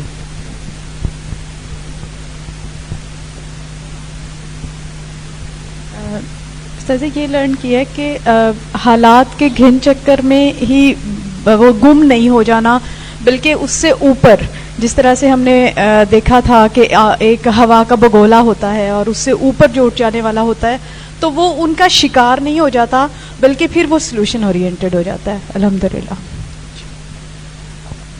اللہ تعالیٰ آپ سب لوگوں کو برکت والی زندگی نصیب کرے، آپ کے دل کو اپنی یادوں کا مرکز بنا لے، آپ کو اچھی عبادت کے طریقے سکھا دے. اللہ تعالیٰ آپ سے راضی ہو جائے اور اللہ تعالیٰ آپ کو سپر برین بنا دے کہ آپ آرڈنری برین سے اٹھ کر ایکسٹرا آرڈنری اعمال سیکھیں، زندگی میں انجام دیں اور آپ جنت کے اعلیٰ درجات میں پہنچیں. سبحانک اللہم و بحمدک نشہد ان لا الہ الا انت نستغفرک و نتوب الیک. السلام علیکم ورحمۃ اللہ وبرکاتہ. السلام علیکم ورحمۃ اللہ وبرکاتہ. السلام علیکم ورحمۃ اللہ وبرکاتہ.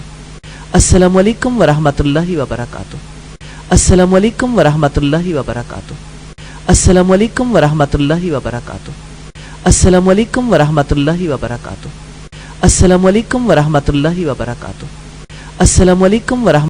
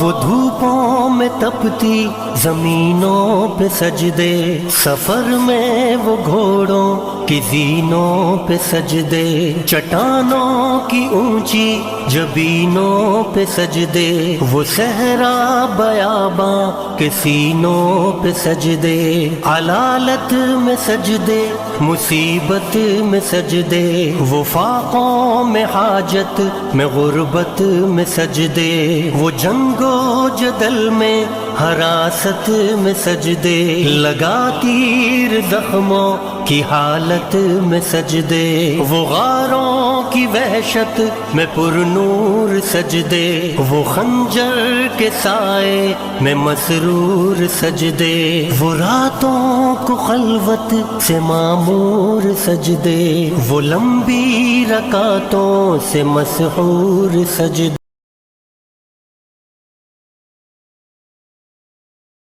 حي على الصلاة حي على الصلاة حي على الصلاة. نماز اللہ تعالیٰ کے قرب کے لیے، اللہ تعالیٰ کی یاد کے لیے ہے۔ نماز ادا کرنا ارکان اسلام میں سے ہے۔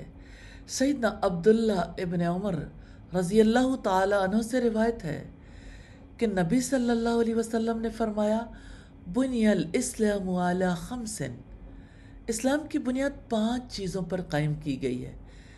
شہادتی اللہ الہ الا اللہ وان محمدًا رسول اللہ، اول گواہی دینا کہ اللہ تعالیٰ کے سوا کوئی معبود نہیں اور بے شک محمد صلی اللہ علیہ وسلم اللہ تعالیٰ کے سچے رسول ہیں۔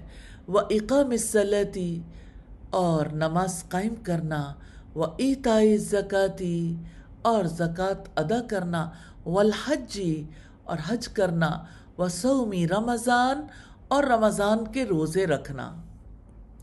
نبی صلی اللہ علیہ وسلم نے فرمایا الاسلام ان تعبد اللہ ولا تشرک بہ شیئا، اسلام یہ ہے کہ تم خالص اللہ تعالیٰ کی عبادت کرو اور اس کے ساتھ کسی کو شریک نہ بناؤ، وتقیم الصلاۃ، اور تم نماز قائم کرو، وتؤدی الزکوٰۃ، اور زکوٰۃ ادا کرو، المفروضہ، فرض، وتصوم رمضان، اور رمضان کے روزے رکھو۔ یہ بخاری کی 50 نمبر روایت ہے، جس سے پتہ چلتا ہے کہ اسلام نماز ادا کرنے کا صرف حکم نہیں دیتا، بلکہ نماز کے بارے میں یہ علم دیتا ہے کہ نماز ادا کرنا ارکان اسلام میں سے ہے۔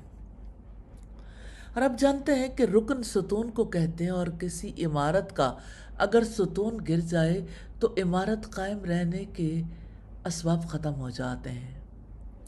سیدنا طلحہ بن عبید اللہ کہتے تھے نجد والوں میں سے ایک شخص نبی صلی اللہ علیہ وسلم کے پاس آیا، سر پریشان، بال بکھرے ہوئے، ہم اس کی آواز کی بھن بھناہٹ سنتے تھے اور ہم کچھ سمجھ نہیں پا رہے تھے کہ وہ کیا کہہ رہا ہے، یہاں تک کہ وہ نزدیک آن پہنچا۔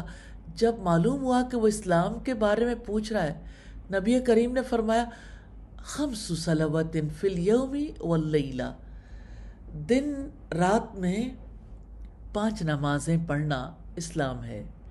اس نے کہا بس اس کے سوا تو اور کوئی نماز مجھ پر نہیں ہے۔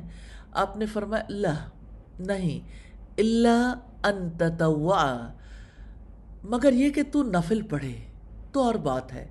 نبی کریم صلی اللہ علیہ وسلم نے فرمایا وصیام رمضان، اور رمضان کے روزے رکھنا۔ اس نے کہا اور تو کوئی روزہ مجھ پر نہیں ہے۔ آپ نے فرمایا لا الا ان تطوع، نہیں مگر تو نفل روزے رکھے تو اور بات ہے۔ سیدنا طلحہ نے کہا اور نبی کریم صلی اللہ علیہ وسلم نے اس سے زکوٰۃ کا بیان کیا۔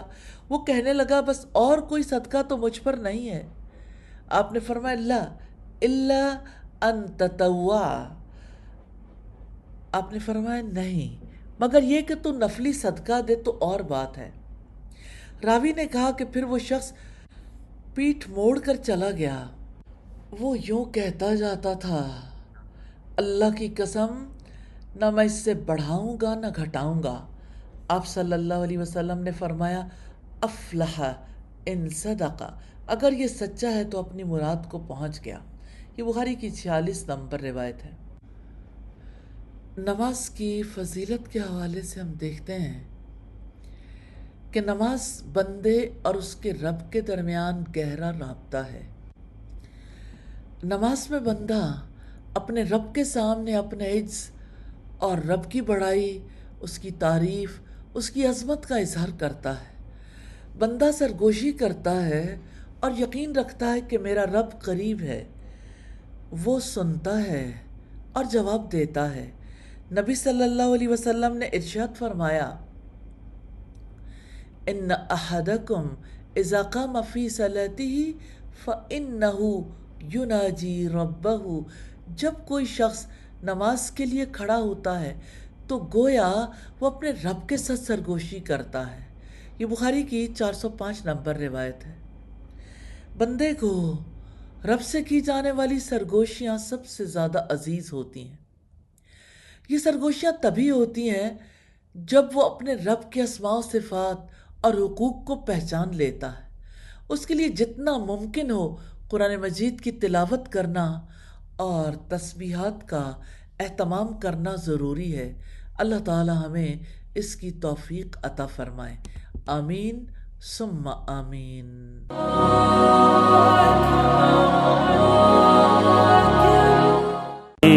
نبی کے لال کے سجدے کا احترام کریں، نبی کے لال کے سجدے کا احترام کریں، خدا نے گھر کو بلایا ہے چل نماز پڑھیں۔ میں نماز کیوں نہ ادا کروں کہ میری زندگی کا مقصد عبادت ہے۔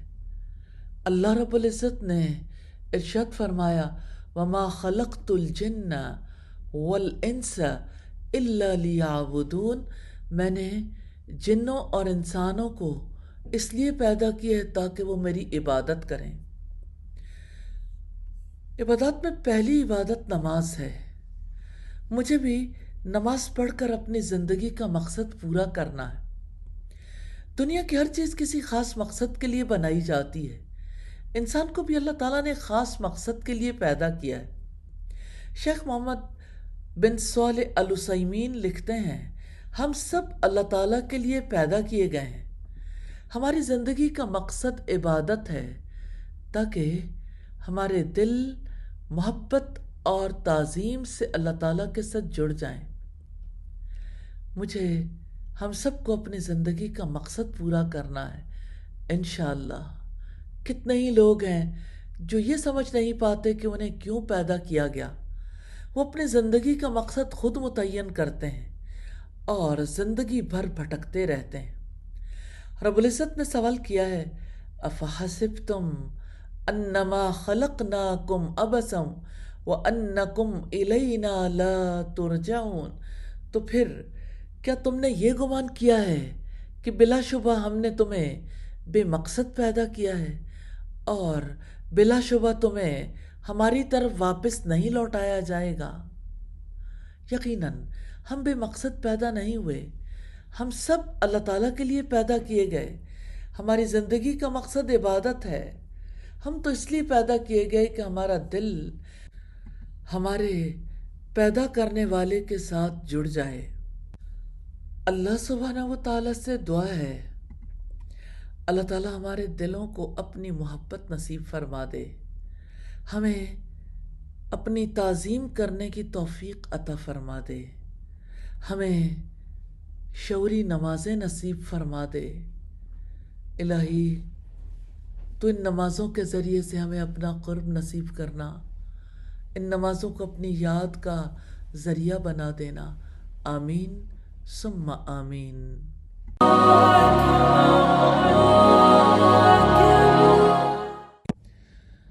محمد رسول اللہ صلی اللہ علیہ وسلم کی نماز سے محبت کا اندازہ اس بات سے لگایا جا سکتا ہے کہ آپ موت کی بے ہوشیوں میں بھی نماز کے بارے میں پوچھتے رہے۔ سیدنا عبداللہ ابن عتبہ سے روایت ہے، انہوں نے کہا کہ میں سیدہ عائشہ کی خدمت میں حاضر ہوا اور کہا کاش رسول اللہ کی بیماری کی حالت آپ ہم سے بیان کرتیں تو اچھا ہوتا۔ انہوں نے فرمایا ہاں ضرور سن لو۔ آپ کا مرض بڑھ گیا تو آپ نے دریافت فرمایا کیا لوگوں نے نماز پڑھ لی؟ ہم نے عرض کیا جی نہیں اللہ کے رسول، لوگ تو آپ کا انتظار کر رہے ہیں۔ آپ نے فرمایا میرے لیے ایک لگن میں پانی رکھ دو۔ سیدہ عائشہ نے کہا کہ ہم نے پانی رکھ دیا اور آپ صلی اللہ علیہ وسلم نے بیٹھ کر غسل کیا، پھر آپ اٹھنے لگے لیکن آپ بے ہوش ہو گئے۔ جب ہوش آیا تو پھر آپ نے پوچھا کیا لوگوں نے نماز پڑھ لی ہے؟ ہم نے عرض کیا کہ نہیں اللہ کے رسول، لوگ آپ کا انتظار کر رہے ہیں۔ آپ نے پھر فرمایا لگن میں میرے لیے پانی رکھ دو۔ سید عائشہ فرماتی ہیں کہ ہم نے پھر پانی رکھ دیا اور آپ نے بیٹھ کر غسل فرمایا، پھر اٹھنے کی کوشش کی، لیکن دوبارہ پھر آپ بے ہوش ہو گئے۔ جب ہوش آیا تو آپ نے پھر یہی فرمایا، کیا لوگوں نے نماز پڑھ لی ہے؟ ہم نے عرض کیا کہ نہیں اے اللہ کے رسول، لوگ تو آپ کا انتظار کر رہے ہیں۔ آپ نے پھر فرمایا لگن میں پانی لاؤ، اور آپ نے بیٹھ کر غسل کیا، پھر اٹھنے کی کوشش کی، لیکن پھر آپ بے ہوش ہو گئے۔ پھر جب ہوش آیا تو آپ نے پوچھا کیا لوگوں نے نماز پڑھ لی؟ ہم نے عرض کیا کہ نہیں اے اللہ کے رسول، وہ تو آپ کا انتظار کر رہے ہیں۔ آپ صلی اللہ علیہ وسلم کے شوق نماز کو اس حدیث سے دیکھ سکتے ہیں، کیسے بے ہوشی میں بھی ایک ہی بات یاد ہے، امت کی فکر ہے اور اللہ تعالیٰ کے لیے نماز ادا کرنے کا شوق ہے۔ یا اللہ ہمیں بھی ایسا شوق نصیب فرما دے۔ سید عائشہ فرماتی ہیں کہ لوگ مسجد میں عشاء کی نماز کے لیے بیٹھے ہوئے نبی صلی اللہ علیہ وسلم کا انتظار کر رہے تھے۔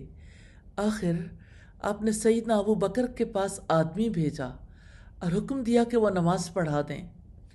بھیجے ہوئے شخص نے آ کر کہا کہ رسول اللہ نے آپ کو نماز پڑھانے کے لیے حکم دیا ہے۔ سیدنا ابو بکر بڑے نرم دل انسان تھے، انہوں نے سیدنا عمر سے کہا آپ نماز پڑھاؤ، لیکن سیدنا عمر نے جواب دیا آپ زیادہ حقدار ہیں۔ آخر بیماری کے دنوں میں سیدنا ابو بکر نماز پڑھاتے رہے۔ پھر جب نبی کریم کو مزاج کچھ ہلکا معلوم ہوا تو 2 مردوں کا سہارا لے کر، جن میں سے ایک سیدنا عباس تھے، ظہر کی نماز کے لیے گھر سے باہر تشریف لائے، اور سیدنا ابو بکر صدیق رضی اللہ تعالی عنہ نماز پڑھا رہے تھے۔ جب انہوں نے نبی کریم صلی اللہ علیہ وسلم کو دیکھا تو پیچھے ہٹنا چاہا، لیکن آپ نے اشارے سے انہیں روکا کہ پیچھے نہ ہٹو۔ پھر آپ نے ان دونوں مردوں سے فرمایا کہ مجھے ابو بکر کے بازو میں بٹھا دو۔ چنانچہ آپ کو سیدنا ابو بکر کے بازو میں بٹھا دیا گیا۔ راوی کہتے ہیں کہ پھر سیدنا ابو بکر نماز میں نبی کریم صلی اللہ علیہ وسلم کی پیروی کر رہے تھے اور لوگ سیدنا ابو بکر کی نماز کی پیروی کر رہے تھے۔ نبی کریم صلی اللہ علیہ وسلم بیٹھے بیٹھے نماز ادا کر رہے تھے۔ یہ صحیح بخاری کی 637 نمبر روایت ہے، جس سے پتہ چلتا ہے گھسٹتے قدموں کے ساتھ بھی مسجد پہنچ کر لوگوں کو نماز پڑھانے کا، خود نماز ادا کرنے کا شوق ہے۔ یا ارحم الراحمین، ہمیں بھی ایسا شوق نصیب فرما دے، آمین ثم آمین۔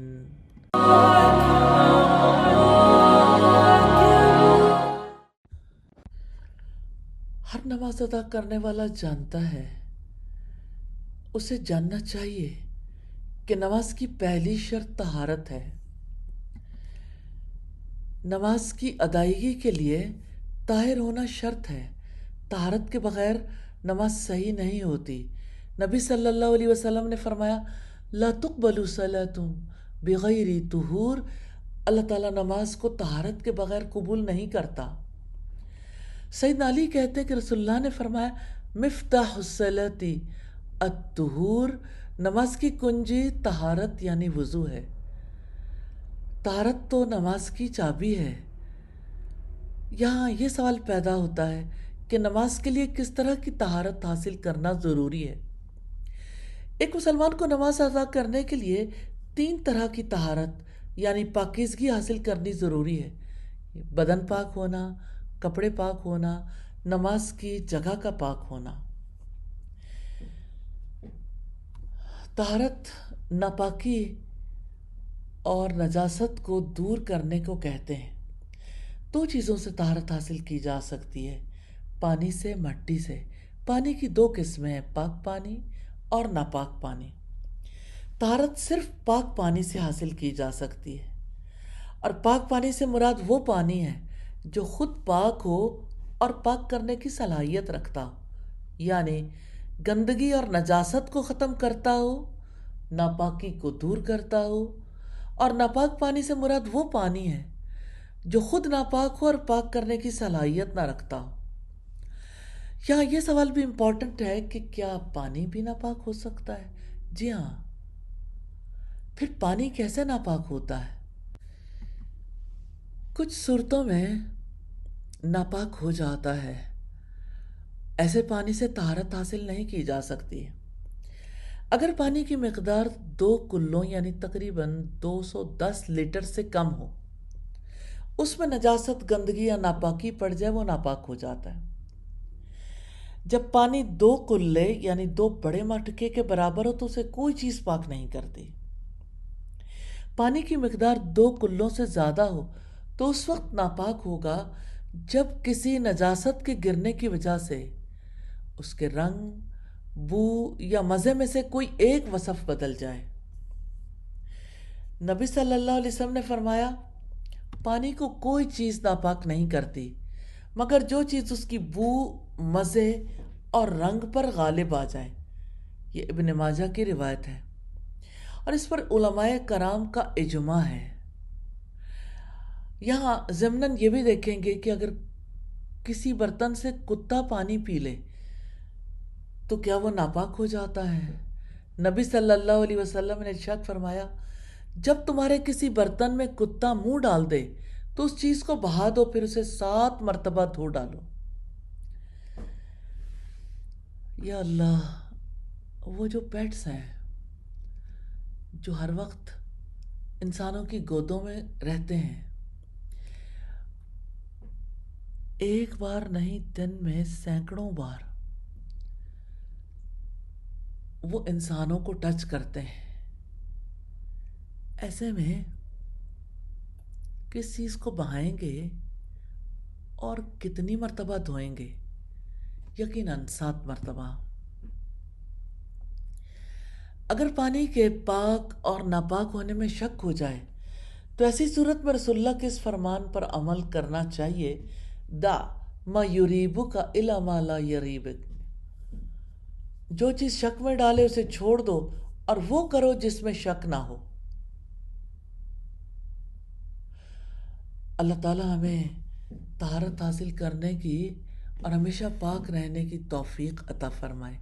آمین ثم آمین۔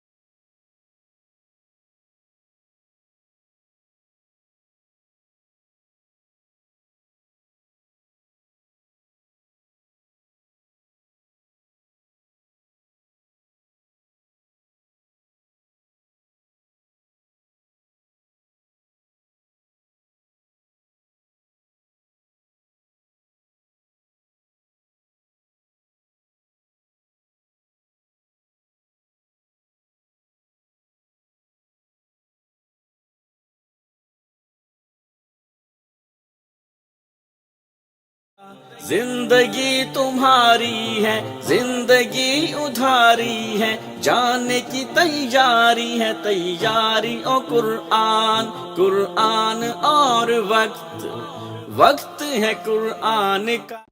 السلام علیکم ورحمۃ اللہ وبرکاتہ، نحمدہ ونصلی علی رسولہ الکریم، اما بعد فاعوذ باللہ من الشیطان الرجیم، بسم اللہ الرحمن الرحیم، رب اشرح لی صدری ویسر لی امری واحلل عقدۃ من لسانی یفقہوا قولی۔ پارہ نمبر 18 کا رکوع نمبر 7 ہے، آیت نمبر 4 ہے، reputation is sacred, accusation, rumour culture and divine justice, one screenshot can destroy a life. ذرا امیجن کریں، ایک گروپ چیٹ ہے، کسی نے ایک اسکرین شاٹ سینڈ کیا کسی لڑکی یا لڑکے کے بارے میں کوئی بات لکھی ہوئی ہے، سب امیڈیٹلی ریئیکٹ کرتے ہیں، سیریسلی۔ مجھے پہلے ہی شک تھا یہ تو بہت شریف بنتی تھی، don't tell any one, but forward مت کرنا، بس دیکھ لو، میں نے بھی کچھ سنا تھا، یہ تو ایکسپوزڈ ہو گیا۔ اور چند منٹس میں وہ اسکرین شاٹ دوسرے گروپ میں چلا جاتا ہے، پھر تھرڈ گروپ میں، پھر اسٹیٹس پر ہنٹس، پھر انڈائریکٹ کیپشنز، پھر لوگوں کے دلوں میں ڈاؤٹ، پھر کیریکٹر ججمنٹ، پھر ریپوٹیشن ڈیمیج۔ کچھ گھنٹوں میں ایک انسان کی عزت زمین پر آ جاتی ہے، اور بعد میں پتہ چلتا ہے اسکرین شاٹ ایڈیٹڈ تھا، کانٹیکسٹ ڈیفرنٹ تھا، بات ہاف ٹروتھ تھی، کسی نے جیلیسی میں سپریڈ کیا تھا، کسی نے ریونج میں لیک کیا تھا، کسی نے ازمپشن کو فیکٹ بنا دیا تھا، لیکن تب تک تو ڈیمیج ہو چکا ہوتا ہے۔ سورہ نور آج ہمیں اسی پوائزن سے بچانے آئی ہے۔ یہ سورت کہتی ہے A believer's reputation is sacred۔ کسی کی عزت انٹرٹینمنٹ نہیں ہے، کسی کے کیریکٹر پر ڈسکشن کوئی ٹائم پاس ایکٹیویٹی نہیں ہے، کسی کا پرائیویٹ میٹر کانٹینٹ نہیں ہے، کسی پر ایکوزیشن لگانا کیجول کامنٹ نہیں ہے، زبان سے نکلا ہوا لفظ، typed message, forwarded screenshot, whispered rumour, سب اکاؤنٹیبل ہیں۔ Quick recap of previous session.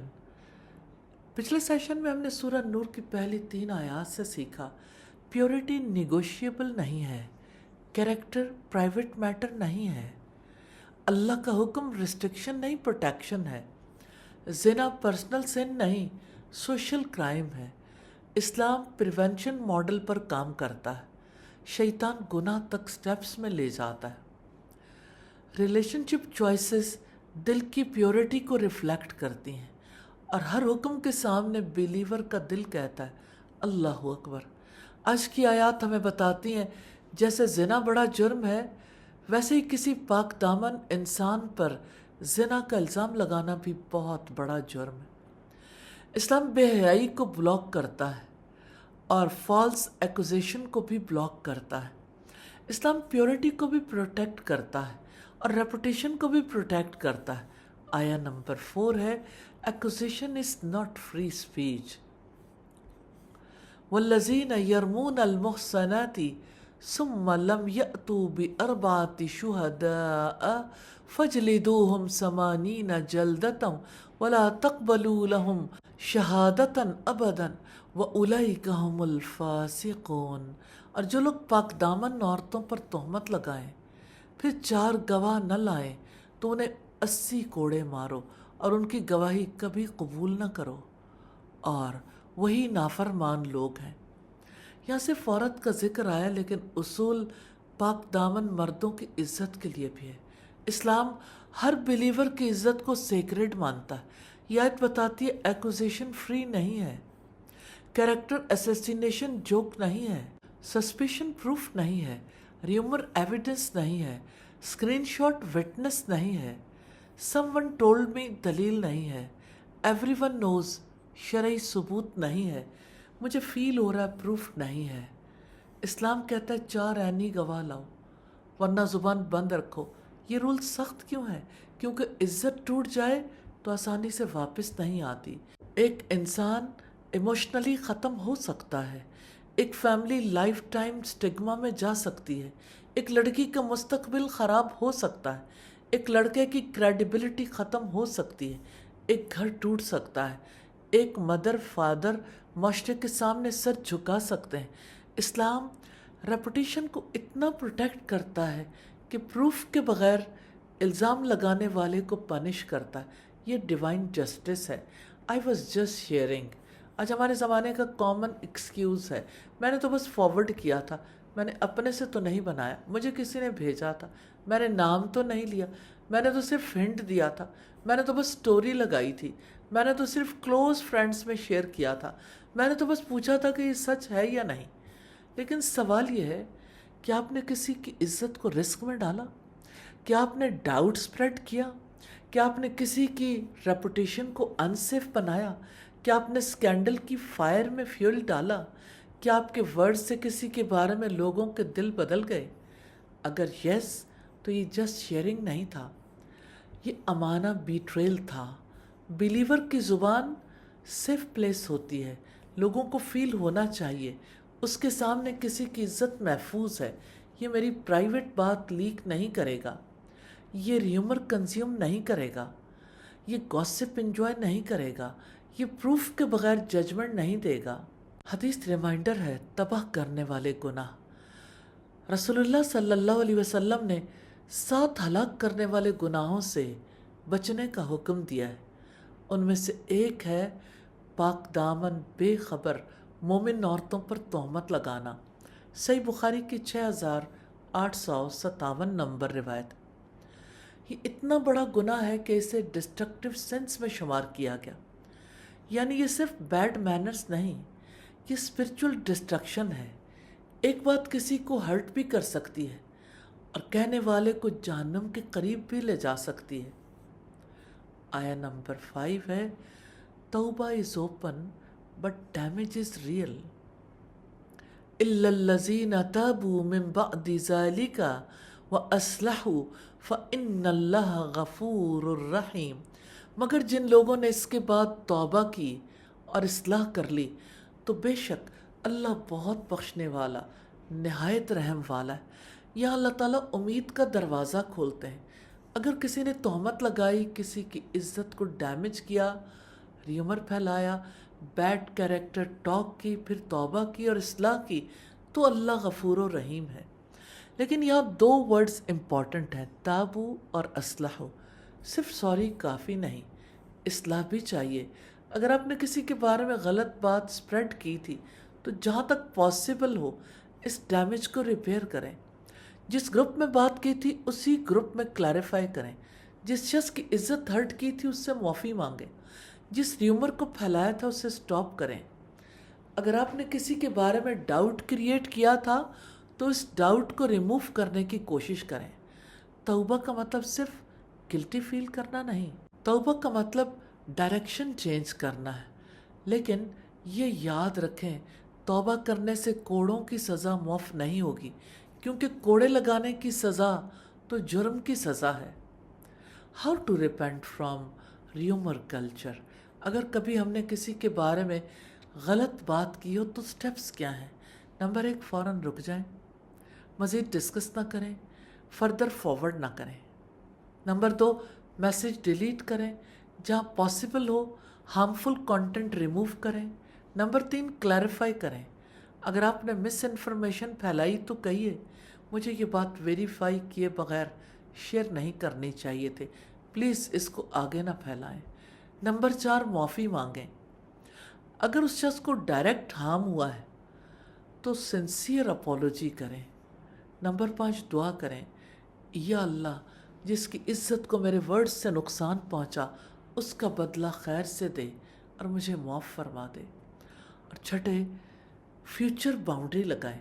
اب کوئی بھی ریومر آئے گا میں پاز کروں گی، ویریفائی کروں گی، اور اگر میری رسپانسبلٹی نہیں تو خاموش رہوں گی۔ آیات 6 to 9 میں ایک خاص مسئلہ بیان ہو رہا ہے۔ اگر کوئی شخص اپنی بیوی پر الزام لگائے اور اس کے پاس اپنے سوا کوئی گناہ نہ ہو تو کیا ہوگا؟ اللہ تعالیٰ نہ ایموشنل کیوس الاؤ کرتے ہیں، نہ کیجول ایکوزیشن الاؤ کرتے ہیں، نہ مرڈر الاؤ کرتے ہیں، نہ بلائنڈ ڈینائل آف پین کرتے ہیں۔ اللہ تعالیٰ ایک بیلنس لیگل میکنزم دیتے ہیں، لیان۔ When accusation enters marriage, divine procedure یہی ہے۔ آیت نمبر 6 ہے وَالَّذِينَ يَرْمُونَ أَزْوَاجَهُمْ وَلَمْ يَكُنْ لَهُمْ شُهَدَاءُ إِلَّا أَنفُسُهُمْ فَشَهَادَةُ أَحَدِهِمْ أَرْبَعُ شَهَادَاتٍ بِاللَّهِ إِنَّهُ لَمِنَ الصَّادِقِينَ، اور جو لوگ اپنی بیویوں پر تہمت لگائیں اور ان کے پاس اپنے سوا کوئی گواہ نہ ہو، ان میں سے ایک شخص کی گواہی اللہ تعالیٰ کی قسم کے ساتھ 4 شہادتیں ہیں کہ بلا شبہ وہ یقیناً سچے لوگوں میں سے ہے۔ شوہر 4 مرتبہ اللہ کی قسم کھا کر کہے گا کہ وہ الزام لگانے میں سچا ہے۔ آیا نمبر 7 ہے وَالْخَامِسَةُ أَنَّ لَعْنَةَ اللَّهِ عَلَيْهِ إِنْ كَانَ مِنَ الْكَاذِبِينَ، اور 5ویں دفعہ یہ کہ یقیناً اس پر اللہ تعالیٰ کی لعنت ہو اگر وہ جھوٹوں میں سے۔ 5ویں بار وہ اپنے اوپر اللہ کی لعنت بھیجتا ہے، اسے بھیجنی ہوتی ہے اگر وہ جھوٹا ہو۔ یہ کوئی کیجول سنٹینس نہیں، یہ انسان کو ہلا دینے والا مومنٹ ہے۔ کوئی آسانی سے اپنے اوپر اللہ کی لعنت نہیں بھیج سکتا۔ اگر دل میں جھوٹ ہو تو اس مقام پر روح کانپنی چاہیے۔ آیا نمبر 8 ہے وَيَدْرَؤُ عَنْهَا الْعَذَابَ أَن تَشْهَدَ 4 شَهَادَاتٍ بِاللَّهِ إِنَّهُ لَمِنَ الْكَاذِبِينَ، اور یہ بات عورت سے سزا کو ہٹا دے گی کہ وہ 4 مرتبہ اللہ تعالیٰ کی قسم کے ساتھ 4 شہادتیں دے کہ یقیناً وہ مرد بلا شبہ جھوٹوں میں سے۔ عورت بھی 4 مرتبہ اللہ کی قسم کھا کر کہے گی کہ مرد جھوٹا ہے، یعنی الزام لگانے میں۔ آیت نمبر 9 ہے وَالْخَامِسَةَ أَنَّ غَضَبَ اللَّهِ عَلَيْهَا إِنْ كَانَ مِنَ الصَّادِقِينَ، اور 5ویں مرتبہ یہ کہے کہ یقیناً اس عورت پر اللہ تعالیٰ کا غضب ہو اگر وہ مرد سچے لوگوں میں سے ہے۔ 5ویں بار عورت اپنے اوپر اللہ کا غضب مینشن کرتی ہے اگر مرد سچا ہو۔ What is the wisdom of لیان؟ لیان گھر بیٹھے نہیں ہوتا، یہ کورٹ پروسیجر ہے، یہ پبلک ایموشنل فائٹنگ نہیں، یہ فیملی واٹس ایپ ڈرامہ نہیں، یہ ریلیٹیوز کے سامنے شاؤٹنگ میچ نہیں، یہ سوشل میڈیا پوسٹ نہیں، یہ پولیس سٹائل ریونج نہیں، یہ کنٹرول ڈیوائن پروسیجر ہے۔ کیوں؟ کیونکہ میرج بہت سیکریٹ بانڈ ہے، اس میں ایکوزیشن کا معاملہ آرڈنری نہیں۔ اگر شوہر نے واقعی کچھ دیکھا تو اس کی پین ریئل ہے، اگر وہ جھوٹا الزام لگا رہا ہے تو عورت کی عزت سیکریٹ ہے۔ اگر میٹر اگنور کیا جائے تو انجسٹس ہو سکتا ہے، اگر مرڈر کیا جائے تو کیوس ہو جائے گا، اگر ریومر پھیلایا جائے تو فیملی ڈسٹروائے ہو جائے گی۔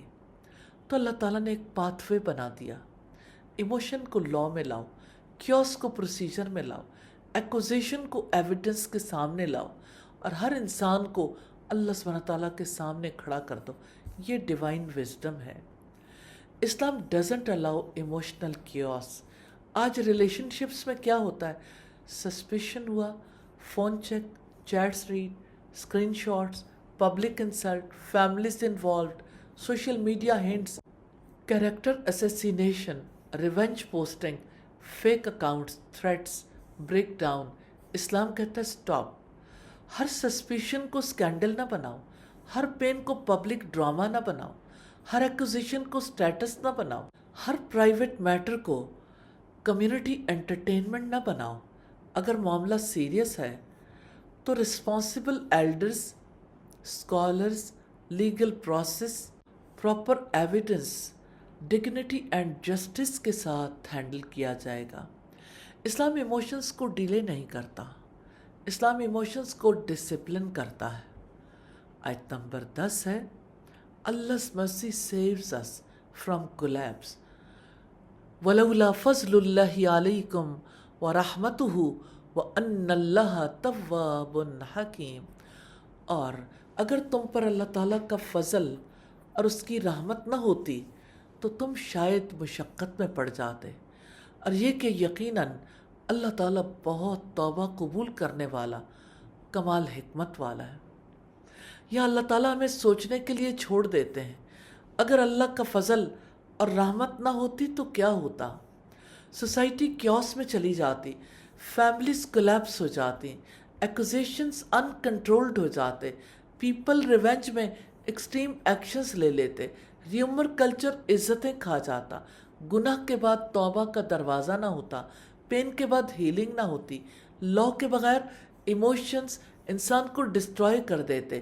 لیکن اللہ تعالیٰ تواب ہے، وہ توبہ قبول کرتا ہے، اور اللہ تعالیٰ حکیم ہے، وہ پرفیکٹ وزڈم سے رولز دیتا ہے، اس کے احکام ہارش نہیں، یہ مرسی ہیں، یہ پروٹیکشن ہے، یہ سوسائٹی کو کولیپس سے بچاتے ہیں۔ کیا آپ اپنا جائزہ لے سکتے ہیں؟ What kind of person am I in a rumour moment? جب کوئی اسکینڈل آتا ہے تو لوگ مختلف رولز لیتے ہیں۔ کریٹر جو ریومر بناتا ہے، اسپریڈر جو اسے آگے پھیلاتا ہے، کنزیومر جو مزے لے کر سنتا ہے، اینالائزر جو پروف کے بغیر لوگوں کی نیتیں ڈسکس کرتا ہے، سائلنٹ اپروور جو غلط بات سنتا ہے مگر روکتا نہیں، آنر پروٹیکٹر جو کہتا ہے stop, we don't know, don't spread this, fear اللہ۔ اللہ تعالیٰ ہمیں 6th کیٹیگری میں دیکھنا چاہتے ہیں۔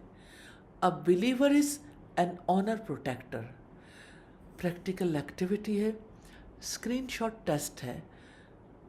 اپنے مائنڈ میں وہ لاسٹ مومنٹ یاد کریں جب کوئی rumour, screenshot, scandal, accusation یا پرائیویٹ میٹر آپ تک پہنچا تھا۔ آپ خود سے پوچھیں، کیا میں نے اسے فارورڈ کیا؟ کیا میں نے اس پر ریئیکٹ کیا؟ کیا میں نے اس میں انٹرسٹ لیا؟ کیا میں نے کسی کے بارے میں اوپینین بنا لیا؟ کیا میں نے ویریفائی کیا؟ کیا میں نے اسے سٹاپ کیا؟ کیا میں نے آنر پروٹیکٹ کی؟ اب اپنی نوٹ بک میں لکھیں، next time when I receive a rumour I will say, میں ویریفائی کیے بغیر اس پر بات نہیں کروں گی۔ پلیز کسی کی عزت کا معاملہ اسے آگے نہ پھیلائیں، ہمیں اس کے بارے میں علم نہیں، بہتر ہے خاموش رہیں۔ فیئر اللہ، this could be false۔ Let's not make someone's private life entertainment. Self check moment ہے، آج خود سے پوچھیں، کیا میری زبان سیف ہے؟ کیا لوگ میرے سامنے دوسروں کی عزت محفوظ سمجھتے ہیں؟ کیا میں ریومر سنتے وقت ایکسائٹڈ ہو جاتی ہوں؟ کیا میں اسکرین شاٹس دیکھ کر امیجیٹلی ججمنٹ بنا لیتی ہوں؟